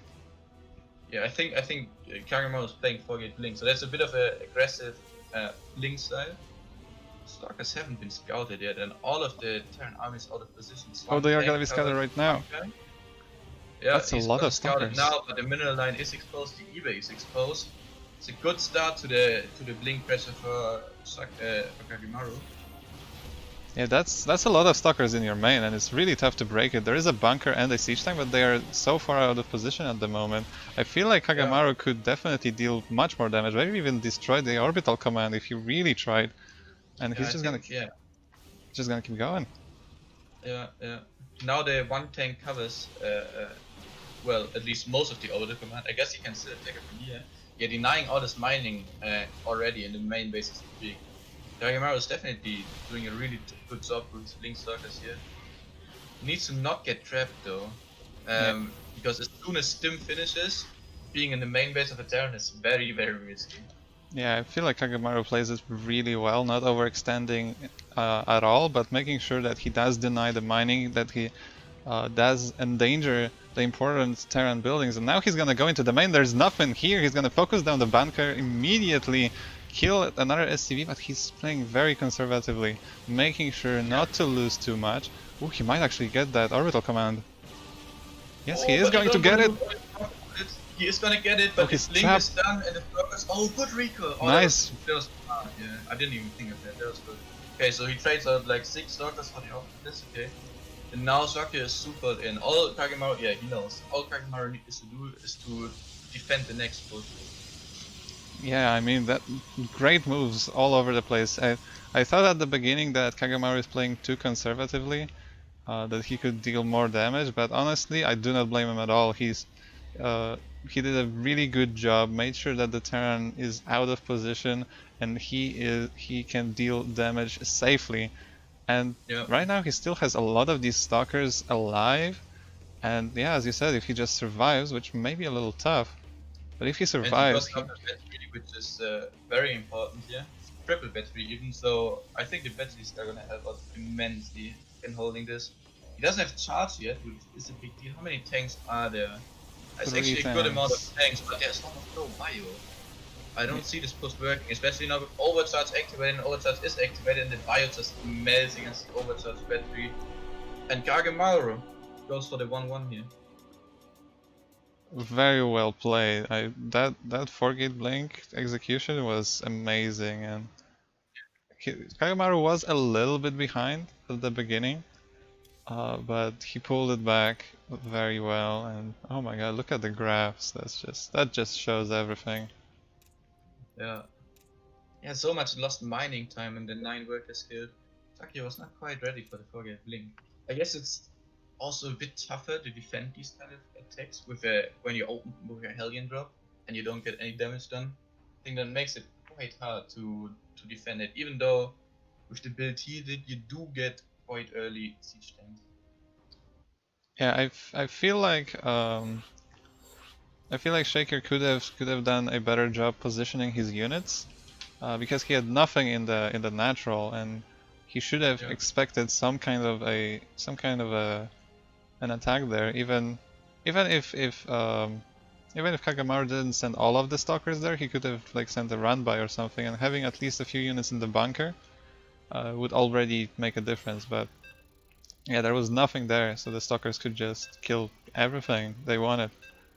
Yeah, I think you want maybe a depot or something like that, and the stalker jump up spot just to spot them, because he didn't even spot them for a while. Like the stalkers were filling in the very large dead space on Romanticide, and waiting for their blink to come off cooldown and getting another weapon in. That was also a big deal. But the most impressive part of that game to me was the Hellion drop and the Mind drop defense of KageMaru. That was seriously good. Oh yeah, and I thought like his stalkers were on the low ground, and he recalled only one, so I was like, that may be painful, Yeah. but he defended basically perfectly with what he had. Yeah, that was really good. I'm not entirely sure, but I think Shakyor also messed up the build a bit, because I think it could be a bit earlier, but don't quote me on that. Anyway, time for game number 3. In the bottom left hand corner of Jaganatha LE, playing as the pink Protoss, it is KageMaru. And his opponent, the German Terran, still in orange, it is Shakyor. Gorgeous. Gorgeous.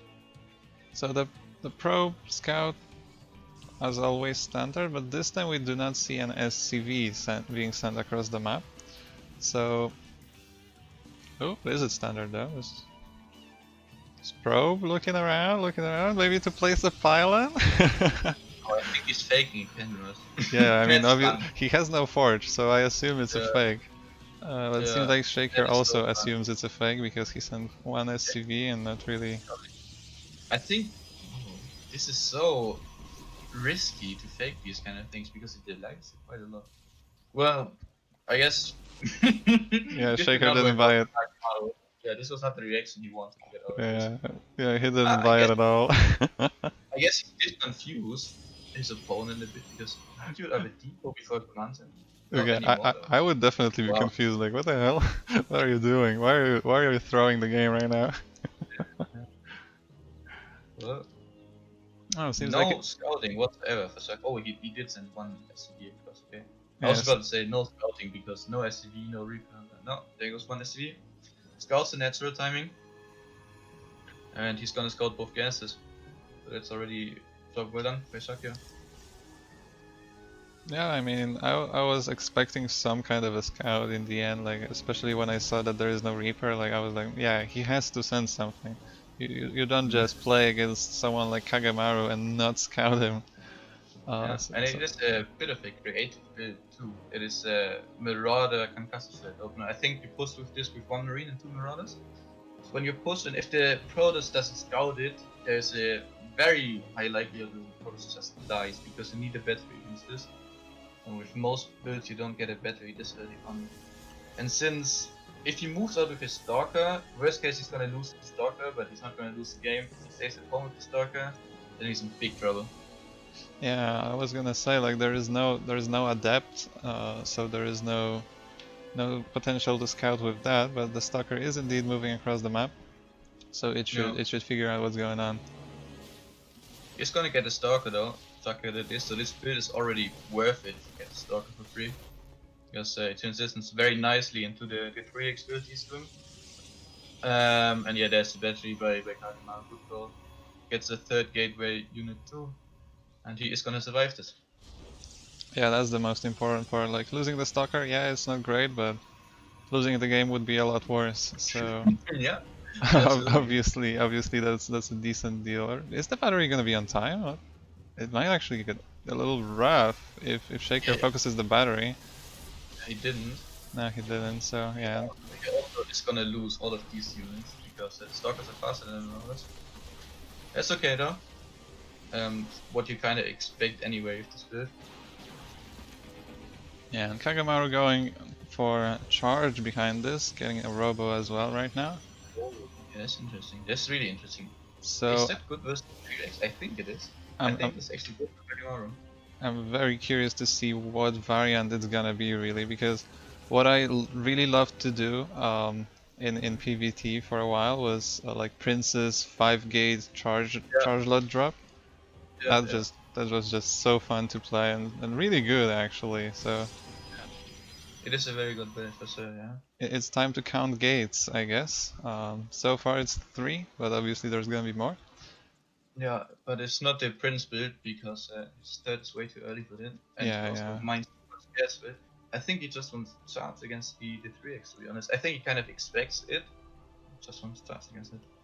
That's Again, completely fine. Otherwise, he would also be making observers instead of immortal. yeah, again, very, very good scouting from Shakyor. Immediately sends a Marine to see the third base. Well played there, and yeah, he's gonna move out with a bunch of bio to try and deny that. If Shakyor gets the third base with it, he's already ahead. But Yeah, but as you said, KageMaru seems to be expecting something like this, chronoing out Immortals, getting that early charge that is already finished, and I mean if... and no battery though at the third, which is a big deal. You really want a battery against this. Yeah, And it's... I think KageMaru is expecting him to hit his natural because all his units are at his natural. And there's a bio, and this much bio kills the base very quickly. Yeah, Going for the pro, not stimming is such a good call, man. I like it. I mean, And now he's stimming. that's not a lot of Protoss. I mean, charge No, is there is not a lot great, of but photos. look at the micro here, like, Yeah, this Protoss army is just gonna die. and the immortal is just a move command because he tries to retreat. The other immortal wasn't quite there yet. Man, this is such a good trade for Shakyor. This is such a good trade. He's gonna get another Immortal. Yeah. Putting the probes now, he will clean this up, KageMaru did this, but he loses so much. Shakyor is incredibly far ahead. Yeah. Well done, well done. 6 workers, yeah, that's not a lot, but the entire army basically died. Look at the army supply, 24 to 8, and KageMaru is also behind on workers as well right now. So well played from Shakyor. That push really put him ahead in this game, and he seems to want to keep going. That Yeah, I think he waits for his 2 medivacs and then he follows up with the next push. The third base for him also done already. Work account looking very good too. Shakyor really being on point with his macro behind it. I like it. He's playing well. Playing well for sure. yeah, and I He mean, also beat Jan, by the way, who I think a lot of people thought was the big favorite for the tournament, and Shakyor beat him. It's kinda insane too. yeah, he's playing really well. And I mean, he has 41 supply, army supply against, well, now 22 after the warp, and there is no battery in the third. That third base is dying. And whether KageMaru will die with it, well, I personally think he will, but I guess there is somewhat of a chance that a crazy all-in after that is going to work. Like, I do not expect this base to survive. Yeah, the Colossus is not quite out. If the Colossus was out, it would be different. The drop in the main base is also looking good. Yeah, Stims in here, or maybe not drop. I missaw. But Stims in here, kill 7 probes, lose a couple of Marauders. Good stuff for Shakyor. For sure. Yeah, at this Next point, drop is coming. losing a couple more others does not matter for Shakyor. He's actually very far ahead at this point. He's still ahead in workers, ahead in army supply. He keeps pressuring, and KageMaru is just going to fall apart. He has to pull his army together basically to defend, but he's got, well, actually, never mind. He's in position. I was wrong. He is in position. Oh, good Ooh. playing. Is it? Yeah, that was. Is it too late though? Yeah, he will clean it up eventually. Is he in position at the third base too? Because I think Shakyor is planning on pushing the third base as well. Yeah, he's definitely preparing for it, and I mean the Colossi are out right now, 2 Colossi, but they are kind of spread out, and yeah, if he stims on top of the battery and then focus fires the Colossi, I think this is going to be very rough for KageMaru. And if those mines get good connections on the Zealots, it's going to be difficult too. KageMaru had to be on top of the ramp to really defend well the mines, connecting with basically all of the Zealots. But insane first mine hit. Oh no, the Colossus. That was intentional though. I like it. It was good. It was way better than losing a Zealot. Now the Colossus kind of exposed and Shakyor sees it, but good retreat. Yeah, charge is so strong with Colossi because it's really hard to get on top of these Colossi without losing too much. So yeah, I think KageMaru played it really well. Yeah, until Vikings are all this. Although I feel like Shakyor could have just focused the battery down and kind of won right there, but now he's gonna split the attention and the army of KageMaru by sending double medivac drop into the main while still pushing in the third. This time there are no stalkers waiting, so it may get very, very rough very quickly. Yeah, and there's essentially no anti for KageMaru, by the way, which is gonna make dealing with drops and liberating a lot harder. The battery overcharge does not achieve anything in the main base. Yeah. Focuses down the robo, which is big. If he even gets the force, it would be insane. Tries to get a Nexus, he's not gonna get it, I don't think. And he gets out. Ooh, yeah. One medevac gonna go down. Now and there's a next push, and wow, this is difficult. He wasted his battery overcharge in the main, which is a big deal. Now he doesn't have it in his purpose anymore. Yeah, I mean, and there's nothing to clean up this one liberator. Yeah, I was gonna say, the funny thing is there's like one stalker in this army, so this liberator is basically invincible, but ooh, the disruptor shot! Oh my god! Shakyor was not looking, and it's so brutal to play with disruptors. The liberator though. Okay, he's gonna die eventually. Yeah, good at one stalker. There's like there was literally one stalker on the map to clean this up. Yeah, that was great. The upgrades are gonna be better for Shakyor, which is always a big deal in PvT. He's also ahead of base, and he's on for Viking is advanced production. Yeah, it's not only so 4 base like against. It's not only 4 base against 3 base, but it's also 76 workers against 59. Yeah, exactly. I still like this, definitely for Shakyor, but he needs to engage this army well, because if he eats disruptor slots like this again, he might actually throw this game. Yeah, that Protoss army is really scary, and as long as KageMaru does, oh my god, the disruptor almost kills the drop. Good reaction though by Shakyor. It's very easy to look at Bay. Oh yeah, for sure, very well played here. That's a lot of Vikings. Yeah, the Viking card is insane, and once there are only Zealots and Stalkers left, this one kind of. Ooh, oh, he's gonna. Oh, good blink, good blink. But I guess it doesn't. Oh wow, he saves the Colossus, with the. So quality, but I guess it works. It's crazy. Wow. Okay. Yeah, he had. Well, Shakyor had so many Vikings with his ridiculous economy that he just kind of. I mean, I think he wasted them anyway. Like. Yeah, one color survived though. I mean, he's gonna stim on the Colossus. Yeah, there goes the Colossus, and using. Man, that was crazy. I've never seen anything like that before. Just going in with the Vikings without the biome is kind of insane. Yeah, but Shakyor also using that speed zone to his advantage there during that little engagement. But now KageMaru is here with a lot of Zealots and 3 Disruptors in this army. This is still a scary army. Oh, the second Disruptor shot was a bit wasted. As soon as the Disruptors run out, this army will suck. Like, this army will be terrible. And if, there are only 3 Disruptors. If Shakyor stills on top of this right now, this game will just end, because there's no way KageMaru wins this without the Disruptors. I mean, now Liberators are out. Oh, this is getting very tough for KageMaru. I mean, there's a lot of Chargeless in this army, and I wouldn't underestimate Chargeless. They are really strong. They're playing against 2 bio without any armor in place. Yeah, the only issue is the upgrades. Oh my god. Good hit again. I mean, oh man, these hits can't keep happening. These hits are so big. Good focus fire now. Kills 2 Disruptors, and I think Shakyor is winning this game, but man, those Disruptor hits are insane.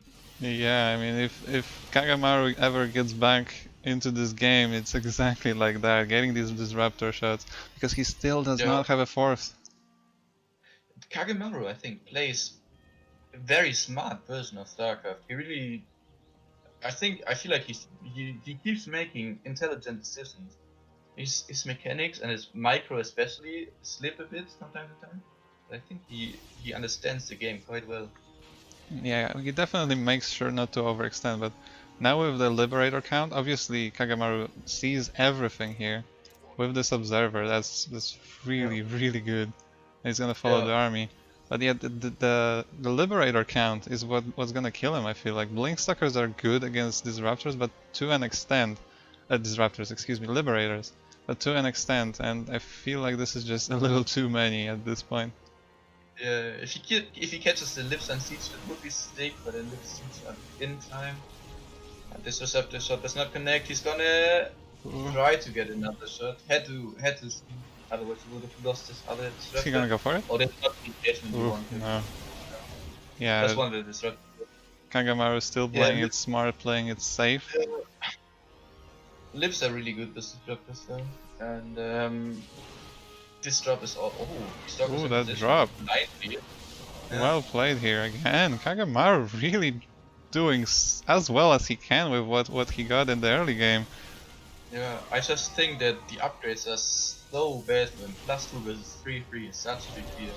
And there are also so many lips. Like KageMaru just doesn't have the tools he needs I feel like to deal with this army. now is the time for KageMaru to engage the Liberators. They are in kind of an awkward spot, and it seems like that's exactly what's gonna happen. Yeah, good decision again to come from behind and not. But he has to attack. Yeah, kill the Liberators. They are on siege. They are away from the bio. Just blink on top of them, kill them. Yes, such good plays from KageMaru. That is insane. I do not understand how that happened. Like, it's so insane. Losing all these Liberators such a game. Man, if KageMaru somehow wins this game, he's officially an absolute sicko. Oh my god, he almost healed the Nexus enough with the battery overcharge. That was so close. Yeah. The thing is, Shakyor just traded out so much bio against the almost max KageMaru. So holding this counter push will be very, very difficult for him, especially because the Medivac is low. Yeah, and this bio on the left is super overstimmed. Man, this is gonna be a sick game. Yeah, this is putting KageMaru's decision making to the test again. What is he gonna do about this attack? Apparently nothing, and I feel like that's the right decision. He has the better army, so in theory, base trades are going to go in favor of him, but obviously. The problem is Shakyor is rich, and he has so many bases, and KageMaru almost has no bases at all. Plus, he also uses recall already, when he recalled to the third base and didn't save it. Yeah, so that's not a very big deal. KageMaru has to deal critical damage right now. If he doesn't, he's just gonna lose this game. Yeah, but, I mean, he has the army to do it, but this position with the Liberators is gonna be so ridiculously hard to break. I'm not sure if he can actually break that. If only he had recall. Wait, he's scared of this one. He doesn't go up the ramp because of this one loss. He can pick up the Marauders and drop it in loss. But I don't think he's thinking of it right now. It's not really too important, killing the main base. I mean, obviously it would be very nice, but you're already denied all income, so, you know. Oof. Wow. The Liberators. Honestly, if I was KageMaru, I would already call him. I would just ask for oh my god, the Disruptors are out of control. Disruptors are very good, but he won't, like, at some point there's gonna be 12 Liberators with +3, and at this point, you just cannot win an engagement anymore. It's literally impossible. The Coloss will now fall through, which enables. Will it though? The battery! The battery actually saved it! I didn't even think of that. Oh, that's so sick. Wow. Shakyor will lose his entire bio cost, and he doesn't have any mining anymore even. Yeah, but he now. The thing is still, it's the upgrades. Look at the upgrades, man. The upgrades are insane, like ridiculously insane. Yeah, for sure. But KageMaru does have a better army. In the end, as long as he can deal with this cloud of Liberators. Oh my god. Mate, he probably should transition to like Tempest or something like that. If he can blink through here, no, I mean obviously it's a suicide, but I mean he could blink main base. There is a chance. No, KageMaru, don't do it. I mean, oh yeah, do it. Just don't stay there. But yes. The Liberators will unseat and they will chase him down. I believe recall is off cooldown now, so as long as he doesn't die to the Liberators, which he is trying really hard to do at the moment. Yeah. Oh my god, that. I like the idea, but that was a little too ambitious, and I feel like this is going to be the end. The Disruptor shots no longer as good as they were, and the Bio Army. And obviously the Liberators are eventually going to clean this up. Recall! That's your only hope! That's a little late. Oh my god. GG. Oh my god, that game was ridiculous. That was insane. It's crazy. The Liberator, I I feel like there was just almost no good move for him because Shakyor was starting to mine again. He had so many orbitals. The upgrades were so good for Shakyor, and then there's no way you are ever gonna engage these liberators. I think the only play you have is try to somehow deny his mining as good as you can and go into an air transition behind it. But I don't see this ever working either, to be honest. Yeah, I feel like in the end KageMaru made all the right decisions.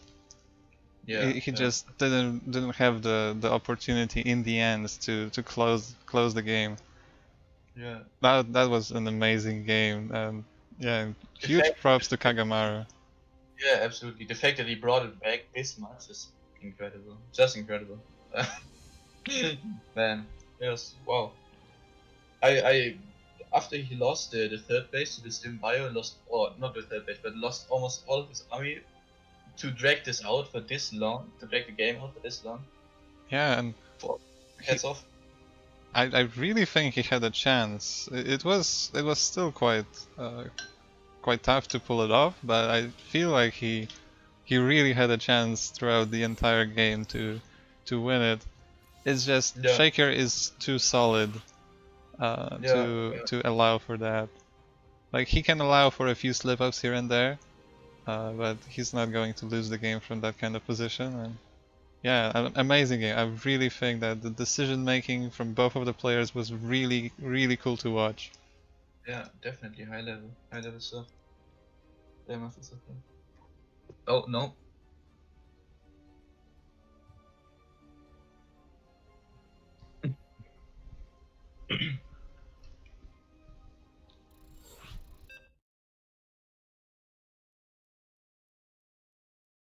And there we go. Loading into what could be the last game if KageMaru doesn't win. I'm honestly kind of hoping KageMaru wins because he's the underdog here, and I really love his plays. I really do. So yeah, I shouldn't be biased, you know, I'm a caster and all that, but I am. What you gonna do about it? It's okay. I'm always biased, mate. Alright. So, in the bottom left of Oxide LE, this is my new favorite Protoss player. It is KageMaru. And in the top right, it is Shakyor, the German talent. If he actually wins, we're gonna have an all-German upper bracket finals. Oh no, it's happening again. The Germans are taking over. Blitzkrieg again. That's a really early probe going to a really, really weird position, don't you think? Oh yeah, was this a 13? No, it wasn't. What is it? What is it? Is he gonna forgate or some shit? Oh, maybe it's a max specs? No, this what? Is it a Nexus? I think it's what? What is it? Okay, no, it's a max specs. It's a max spec. This is basically one proxy gateway, and you make a salad out of it, or two salads, and try to kill the orbital command of your opponent. Yeah, I'm very, very embarrassed to say that I've never actually learned what max packs is. I just all I knew about it is that there's an early zealot and a proxy. That's all I know about it. So I'm really sorry if I disappointed any of my fellow Protoss players. But yeah, I guess I'll learn right now. This is a very old build though, and it works even better against the guest first, but in this case it's no guest first. That's unfortunate for KageMaru. And Shakyor probably hasn't played in this build for years now, because no one does it nowadays, you know? And no SCV scout by Shakyor, which is very, very good for KageMaru. I mean, if you kill the command center with this, you're already ahead. Yeah, this is looking. Wait, there is an SCV scout. Oh yeah, there is. You made me believe.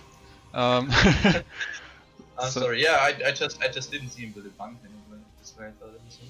Yeah, it's kind of hard to see an orange SCV on the minimap. Anyway, the zealot is here.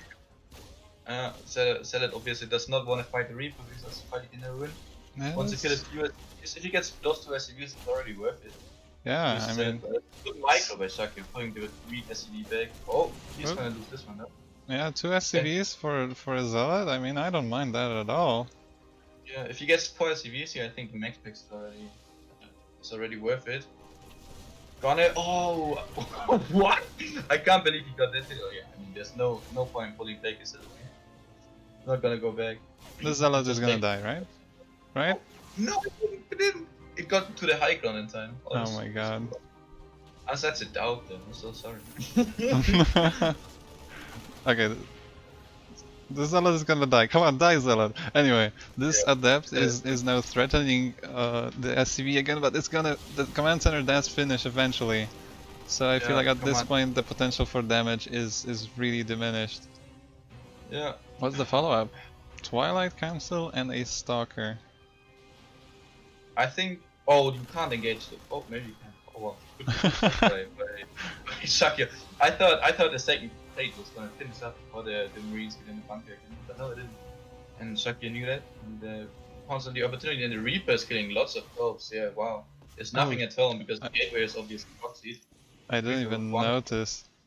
Yeah. And the Stalker has to be recalled, so that's a bunch of damage potential wasted as well.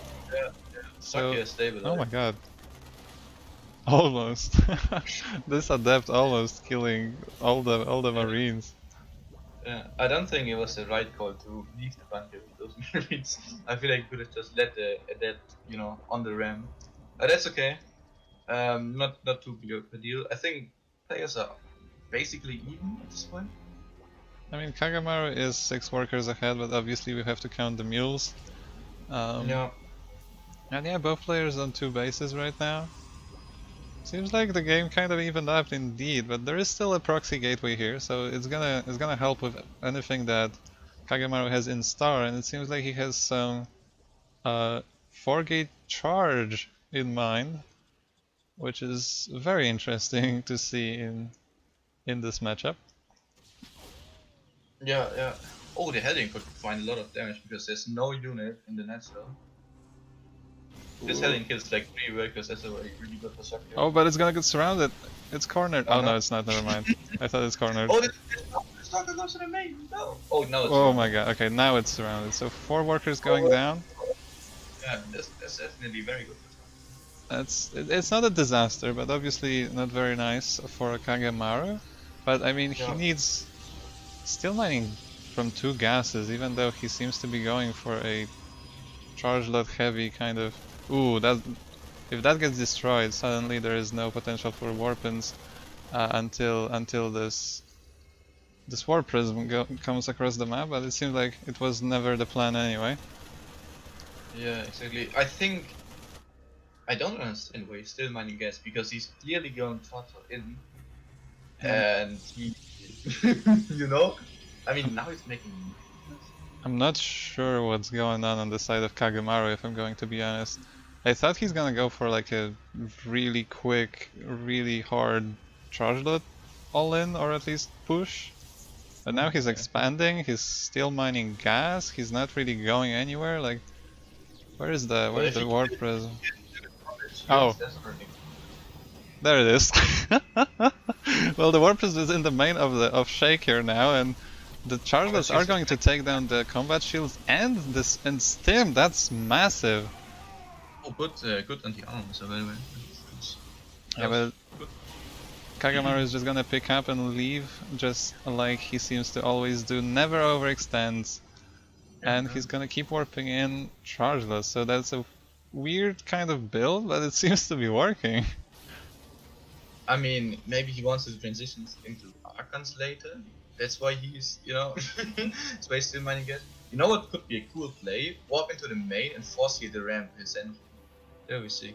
Yeah, that would be sick, but now there is... The prison is going to die probably. Yeah, and there is an army in the main now, and... Oh my god, is the prison gonna survive? Maybe it is. I think there was a misplay by Shakyor though. Could not focus the prism. And Zealot's in a natural. Decent split against the mines. He's not focus firing the SCVs, dude. He's well, he could have gotten like 5 SCVs there. I mean, he's still killing a lot of stuff. I mean, whatever you're killing something, and now... Oh? I do still think that KageMaru is behind. This build just doesn't make much sense to me because, well, he's on pure zealot. He's mining so much gas. He's on 35 workers for some reason to warp in more zealots. He's not completely all in, but at the same time he is very all in. Yeah, you know, like I have no idea. Oh no, the zealots. Oh, that was probably the pause mistake. That kind of sucks, but like I have no clue what's going on. I'm gonna be honest. Like these zealots feel so random. The prism is gonna die to Vikings, and the funny part is that the Vikings have nothing to shoot at. There is no Colossi to be seen at the moment. And yeah, I would love to see Archons, I guess, because KageMaru has so much gas and nothing to do with it.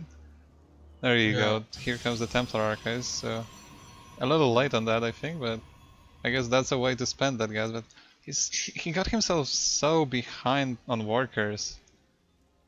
Yeah, he just didn't make any workers during all of this because, well, he probably thought he was going all in, but you can't really go all in if you're making a third base and staying in gas. Like, I understand the third base is a bit of a fake, maybe, but you at least want to put a lot of gas with that.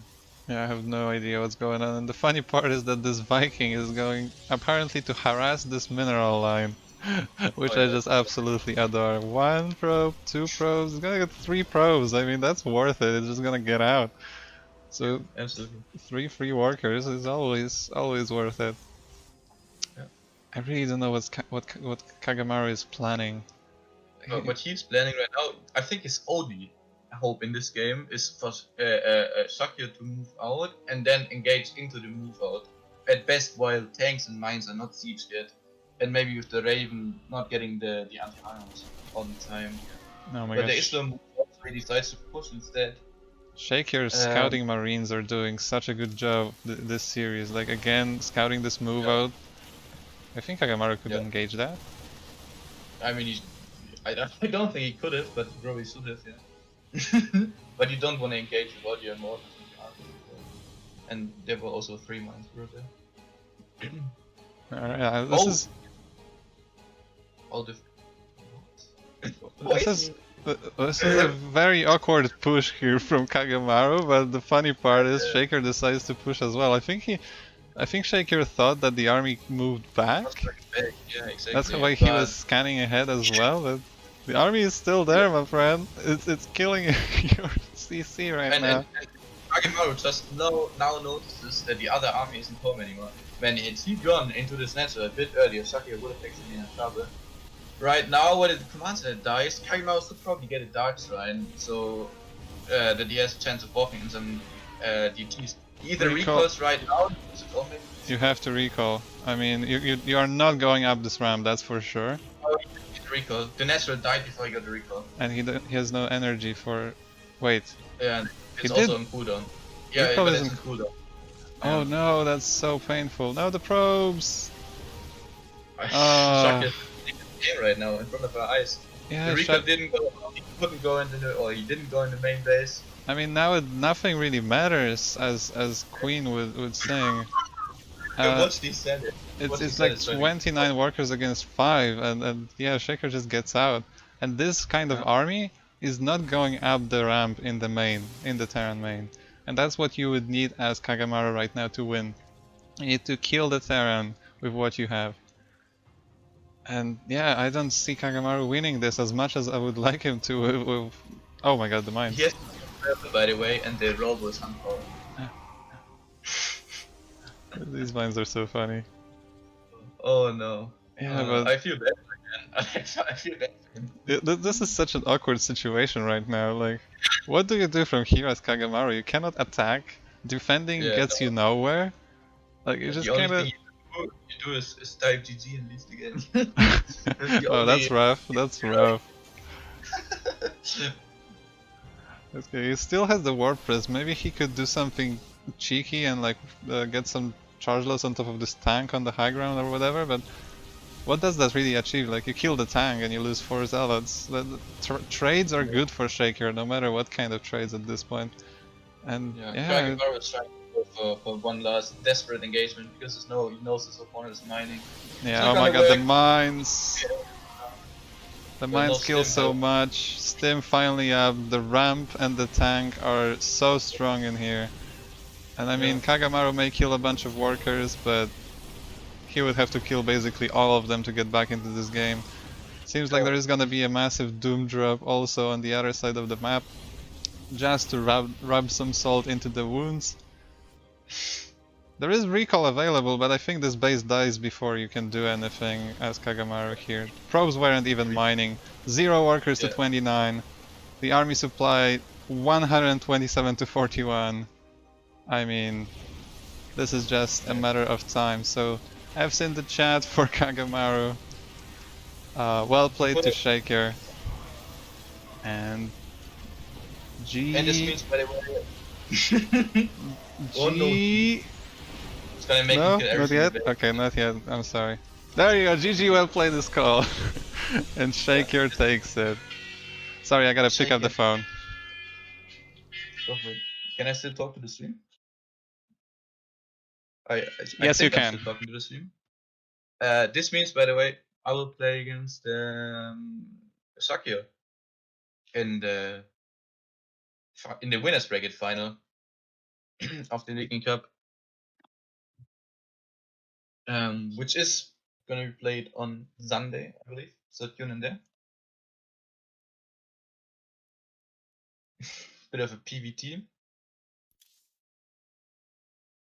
Will be interesting for sure. And I don't know if we now got Slooth versus Jan or not. I don't think so, but I'm not entirely sure.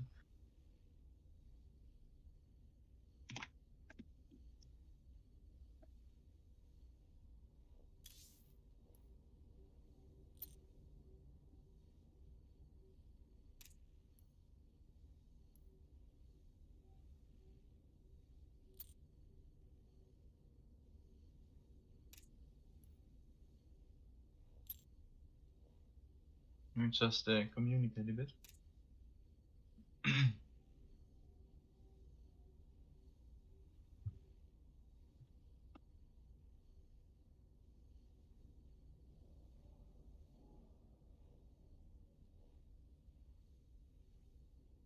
Okay, it's not gonna be played right now, so I guess this, well, ends my time with the stream. I would assume Crypto still does his replay. Okay, I'm really sorry. I am back now. So what's the deal? I've heard there was something to cast again.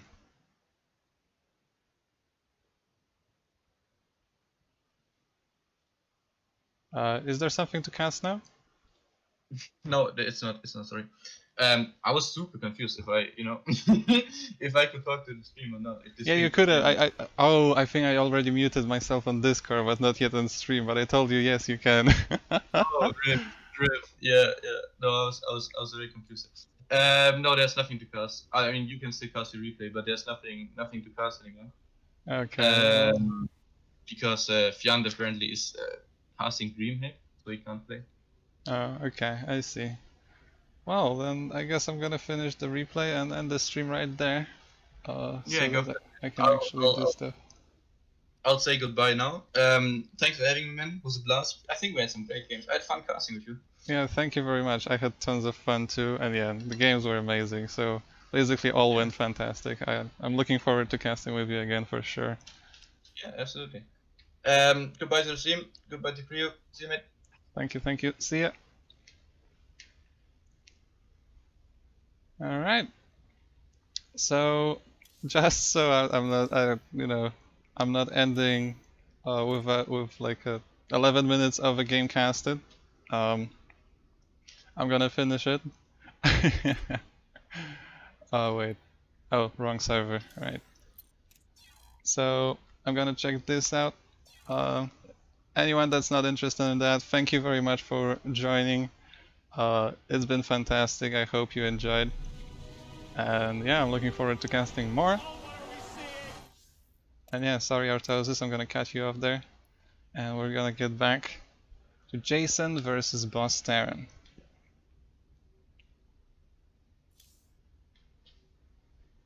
Yeah, seriously though, the games were actually amazing. Basically all of them had something cool in them. I really enjoyed casting those. I love that. That's why I cast StarCraft because it's just so much fun and you get to watch really good games. And yeah, I get to cast with some cool people as well. That's an only added value. Alright, now I wonder if Boss Terran is still in the chat. If you are, your game is back. Woo! If you're not, well, I guess I don't know. Sorry, not my fault. It was Magnath. I put the blame on Magnath. All right, it was like 11 minutes, was it? I have no idea how to pull up the weird timer thing, so we're just gonna skip through it. For anyone who wasn't there, I don't quite remember what happened. There were a lot of... okay, no, it's not that bad, don't worry. My memory is not terrible. There were a bunch of really close fights, constant fighting on like 3 bases, and nobody really getting the upper hand. So, a really close game right there. Yes, I will end the stream at the end of the game. So it's like 3 more minutes ish. I don't remember how long the game really is. So here we have a decent defense. You know, a bunch of harass, blah blah blah. We've already seen that. And this is where the fun begins. Basically, the Terran starts attacking and never stops. Okay, about now. There you go. So we have a fight over here. Then we have this army coming up from the top side. Also gets cleaned up, but not without losses. And I guess I can cast from here. So we have another Terran army coming up here between the 3rd and the 4th base. So that's a bit of an awkward spot. Recall is going to be used on this army right here to defend. It will be on time. There are 2 shield batteries, so this should not be a problem, but we don't mind getting some connections on the Zealots. There is no Colossi in this army at the moment, but good force fields are gonna make sure that this fight is not going too terrible. Just don't go, or go through the force fields, that's fine too, I guess. And yeah, again, a fight where nobody really emerges on top. I guess Boss Terran is a little bit ahead. Because of the workers and the army supply, but I still think Jason is not out of this game by any means. And yeah, it's really close.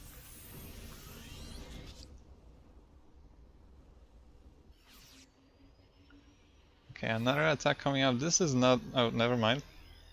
I take that back. There is such an army supply advantage. Okay, there it is. There's the supply.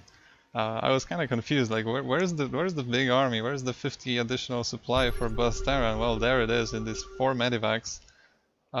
Coming now as this little attack is gonna try to poke in.